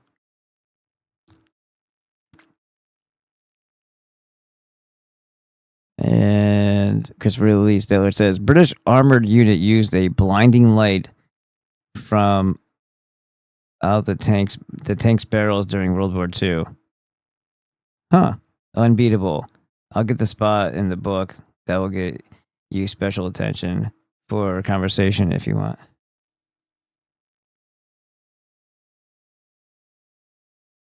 Old Toshiba front projection, third screen, burns bricks. And Toshiba TV. And a Hitachi black and white TV I used to play regular Nintendo on when I first got the regular Nintendo. Little tiny TV. Supposedly Lake Bonneville drained for the last time a couple centuries before Columbus arrived, leaving salt flats and Great Salt Lake. Something's been, yeah. I would love to just know just some things. Put everything, because it would be easy to, if we just had a couple more parts, we could put it all together. And would that be enough for the freaking NPCs? Would that be enough for the people who are just on the fence to be like, look, no, you don't understand. They've actually already done this, and it was a lot sooner than we thought. They have been chasing us around and destroying everything that we've created, but they did it here already once. That would be the thing you would imagine, and they'll be like, look at all this stuff and how beautiful it was. Look what they gave us in return, and look how bland and fucking uninspiring it is. Look what they did to everything else around us, and look at how they poison our minds and our bodies. And you know, can we do something about it yet? Jesus Christ. Let's see what's going on over in this neck of the woods. Oh, Zayada is up in here. It says, not much. Good to see you on the old world subject. Most important subject, in my opinion. I'm starting to think that it has a good tie-in for everything else. You know, the existential threat that we are facing that's coming rapidly with high technology. Yeah, that's where most of the focus has been going lately. But this has been a topic that I've been extremely interested in for a long time. Out of place artifacts, out of place everything's, for the most part. I try to avoid narrative, yeah. I prefer channels like Old World Exploration and Jared Boosters, etc. That show a lot of images. John Levi is funny too. I'll have to look at, let me see. I don't know why it says you can pin it. How do you pin it? I don't understand. What does that do though? Where does it go? Does it go in the actual chat? Maybe. I don't know. Does that have an actual effect on the chat that's over? I don't know. The important thing about the old world subject is the realization that they wiped out the global population, repopulated the whole thing, and fabricated a history. That's, yeah, when is my other question after that? Like, how recently? And is it a they, or is it a thing that they know that is going to happen cyclically that they just prepare for without telling everybody else, obviously, and then let us all croak? Everything we should think. I'm sorry, hold on, I'm trying again. Everything we think to be true needs to be thrown out, and we start from the blank page again about examining our reality. Well, I mean, you know what I do here, so you know that's kind of what I've been doing, and also reconstructing it all. Yeah, but no, there's so many things that people still want to hold on to. It's like you can talk about all this other stuff, but don't you dare. This stuff here is sacred and holy. It's like, no, but you don't understand. That's where they're going to hide most of the lies. You know, that very thing that they've taught you is your identity. That's where the majority of the deception is going to reside. We have to be stronger, own our own identity, and not worry about the things that we have decided to identify with, because those things are fluid at this point. Nagurski says, all right then, I'm coming over to FTJ. Guten Night. Nice. Fireflies? I think it just pins it. Oh, you're still here, man. Hey, what's up? Cool. So we're at 253 right now. Does anybody have anything else they want to say, do, whatever? Let me jump this one out. I'm going around again. So there's been a lot of channels that I've looked at Zayada in the past, and a lot of things I was like reading and stuff like that. And I went to like those what do they call it? Contact in the Desert events, and I was more interested in some of the work about Americas and the Giants and stuff like that, but also with Michael Tellinger, his stuff. What was the other? Brian Forster and his Peruvian expeditions and stuff like that, and the Longheads, if you will, and the skulls. But yeah, I don't want to call them very tall people. Let's call it that instead of giants. But yeah, there's a tie in there, and there's a tie in there with our ancestry, and another indicator that they're doing something to us to make us not big anymore, make us less formidable. Speaking of, Who held the sword better, this gentleman or this one? Just like the doors here. Put a pet door on it. Doesn't necessarily mean anything, but yeah, it is kind of weird that why would you build it to that size unless it's a style of artistry. But it could very well also be, hey, no, that's really for the master and the or whatever, the big guy and the little guy. Sometimes the ant scares the elephants, or who knows. But yeah, that's kind of funny. Like, there's our doggy door, our pet door. Makes sense for us little people now. Now look at the weapons of wars, the cannons. They say that we carted these off into battlefields with horse and buggy, loaded them up with massive cannonballs. How'd you lift them? At least that's what the narrative tells us. Well, let's take a look at some of these depictions of us little people operating these massive cannons. His boots, what the? No way. Sure. Shut up. Just lay them right on the ground or build some rickety wooden frame around them. Yeah, that'll definitely work in a battlefield. These giant cannons weren't made for us any more than this giant chair was made for us. We once shared this land with a much larger people. Question everything, friends. Until next time. Who held the sword better, this gentleman or... All right, so now's the time to say it again. You see where it says "Make America Less Gay"? Join FTJ. I just came up with that today. GoPro, not the camera. GoPro, the Pro plan for $5. $5 a month. That's it. I don't even think. Can you get a Starbucks latte for that anymore? Not just for $5. It costs more than that. So for one of those, for the cost of almost the cost of a pack of Pokemon cards, because I think some places they're $5.99, $6.99. I don't think you can get them for $4.99 anymore. All right, so go to the FTJ. There's no that's not a button. You can't just like click it on the screen, unfortunately. But let's just go. I'm going to do it from here. So ftjmedia.com. I know it's already there, but I'm showing you what you would do if it's not already on your screen. If it's not already something that you've ventured to before. And then you're here. And then what do you look for? What would you look for? You would look for the thing that says Get FTJ Pro. And then you click it. It's going to bring you to the place that I was just at anyway, but you got plus the other way. And bam! There you are. All 500 of you are going to go right there. Or 550 of you go right there, because that's about maybe similar. I don't know. Probably not. Get the plan, man. And then FTJ remains. And it's the ecosystem for the community that we've built. And where great people get to be content creators. You yourself could even archive videos here if you're a content creator or you want to be one, and you don't even want to be on any other platform. Let's say you want to express yourself, but you don't want to simulcast or restream, they call it, or whatever, to all these other platforms like Rumble, YouTube, all these stuff, because you don't want that type of exposure. You want to keep it where people look for that type of information, so they're going to be more receptive to what you're talking about. ftjmedia.com. Okay? Choose this plan. Bam! It's coming. Don't worry. It's coming. No. Whoa!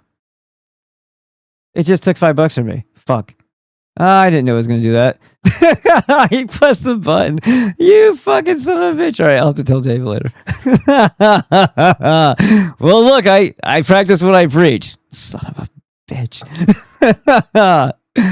Oh, well, there you go. That's what I get. Uh-huh. All right. Uh-huh. I tried to bet you if the guy were Jesuit $2, yeah, I'm tapping out of funds. Guess I lost. Yeah. He probably was. He probably was that Himalaya guy. All right. We are close. Well, 35. It told me way less over there. What was that? It's telling me 20. Or so. Oh no, there's 30. Okay, there's like 56 people in those two places. So do we do more? Because I'm kind of tired. The Incorporation will do that on a whole separate thing. That'll be a whole. This other topic was pretty awesome, I think, and we're barely scratching the surface on it. And hey, we kept steady at the 5. That's the thing. Scan the rooftops. White effing power. I don't know the other one. First stream I saw on FTJ was Buck and Waldo. Oh, that's cool. Yep. There he is right there. It looks like I don't know how old that is, but it says he just went live. It's probably older. It's probably just been sitting up there. Okay. Without further ado, I think we're just gonna go and say this then. We have been given a great incentive to come together as a community. We see plainly that the only way to a rational and stable existence is through ourselves and not by a system of elected officials hijacked by nefarious players. This is not a time to usher in more uncertain change, simply for change's sake. This should be more of a restoration. A restoration of what we were under the impression we had. A restoration of sanity, of common law, cause no harm, and true leadership that cares about the well-being of the people. We will turn this around. We are either staring at imminent death in the coming months or a revival of the spiritual power of true mankind. I say true mankind because I suspect we have been living among imposters, Sims, great many Hylics, or fucking straight up demons. Or something that's just not human. It may sound cold, but I don't think that every humanoid is of the Benevolent Creator, the source from which we came. Now, click that one. Or if you want to be a producer, you can do the Gifts and Go, the Buy Me a Coffee or PayPal. Bing! Like that.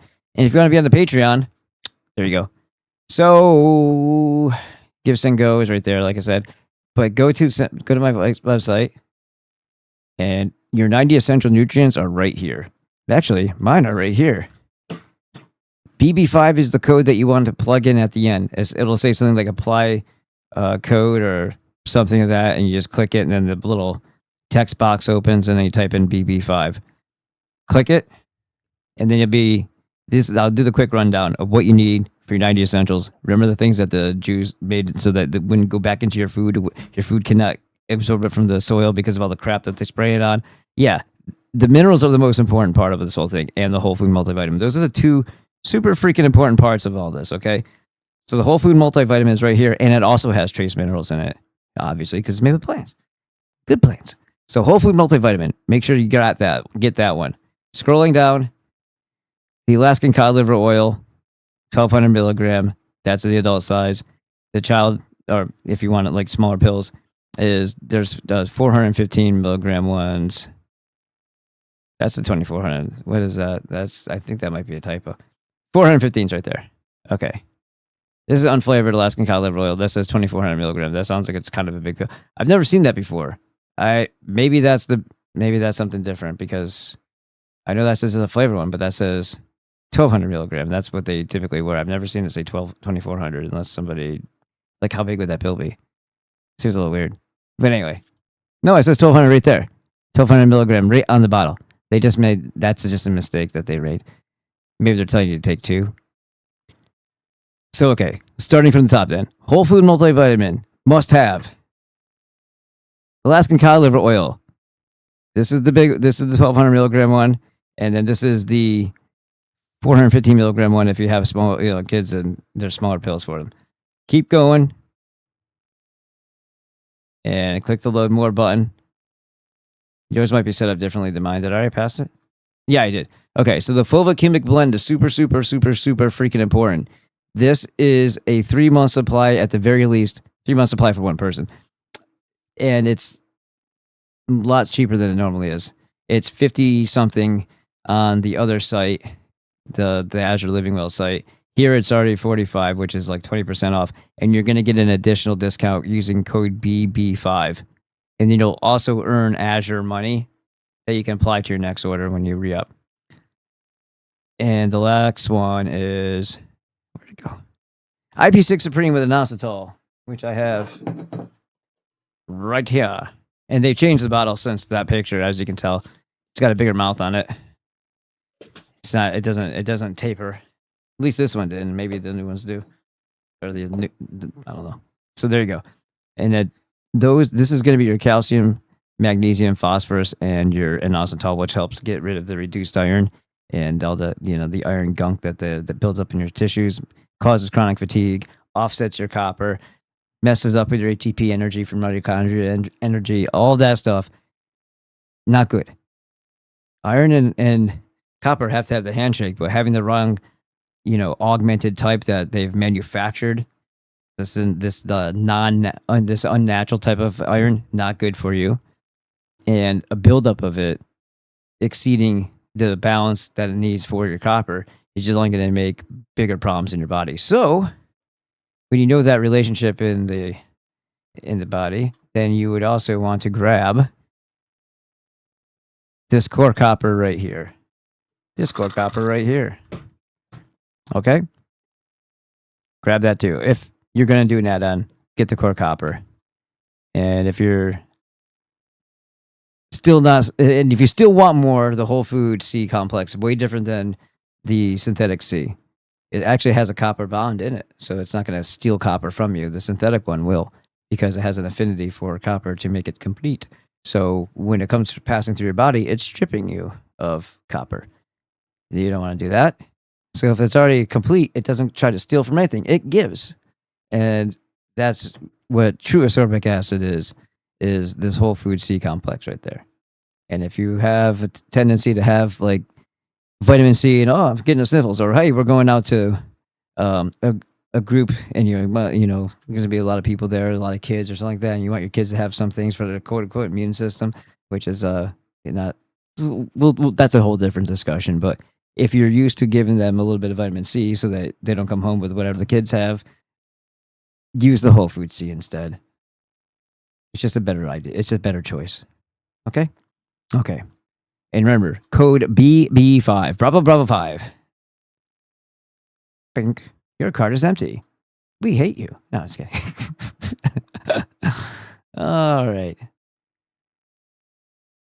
Let's call it. And then if you want that link directly, it's actually right here, the Azure Standard right here. And just beneath it, it'll tell you exactly what I just said. So it tells you the whole food multivitamin, the Alaskan cod liver oil, the fulvic humic energy blend, which is the super, super important part, the IP6 Supreme with inositol, and I said I also recommend adding the core copper. Use code BB5. So you can just click this link right here if you want and bring it to the same place. Okay.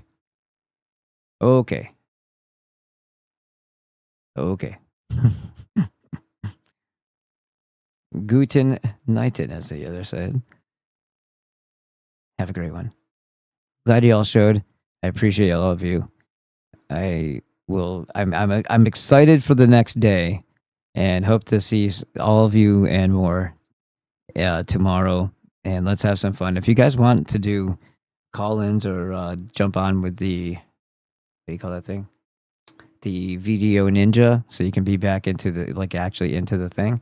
That'd be cool. And don't forget about that. Don't forget about that FTJ media. So apparently I'm also a member.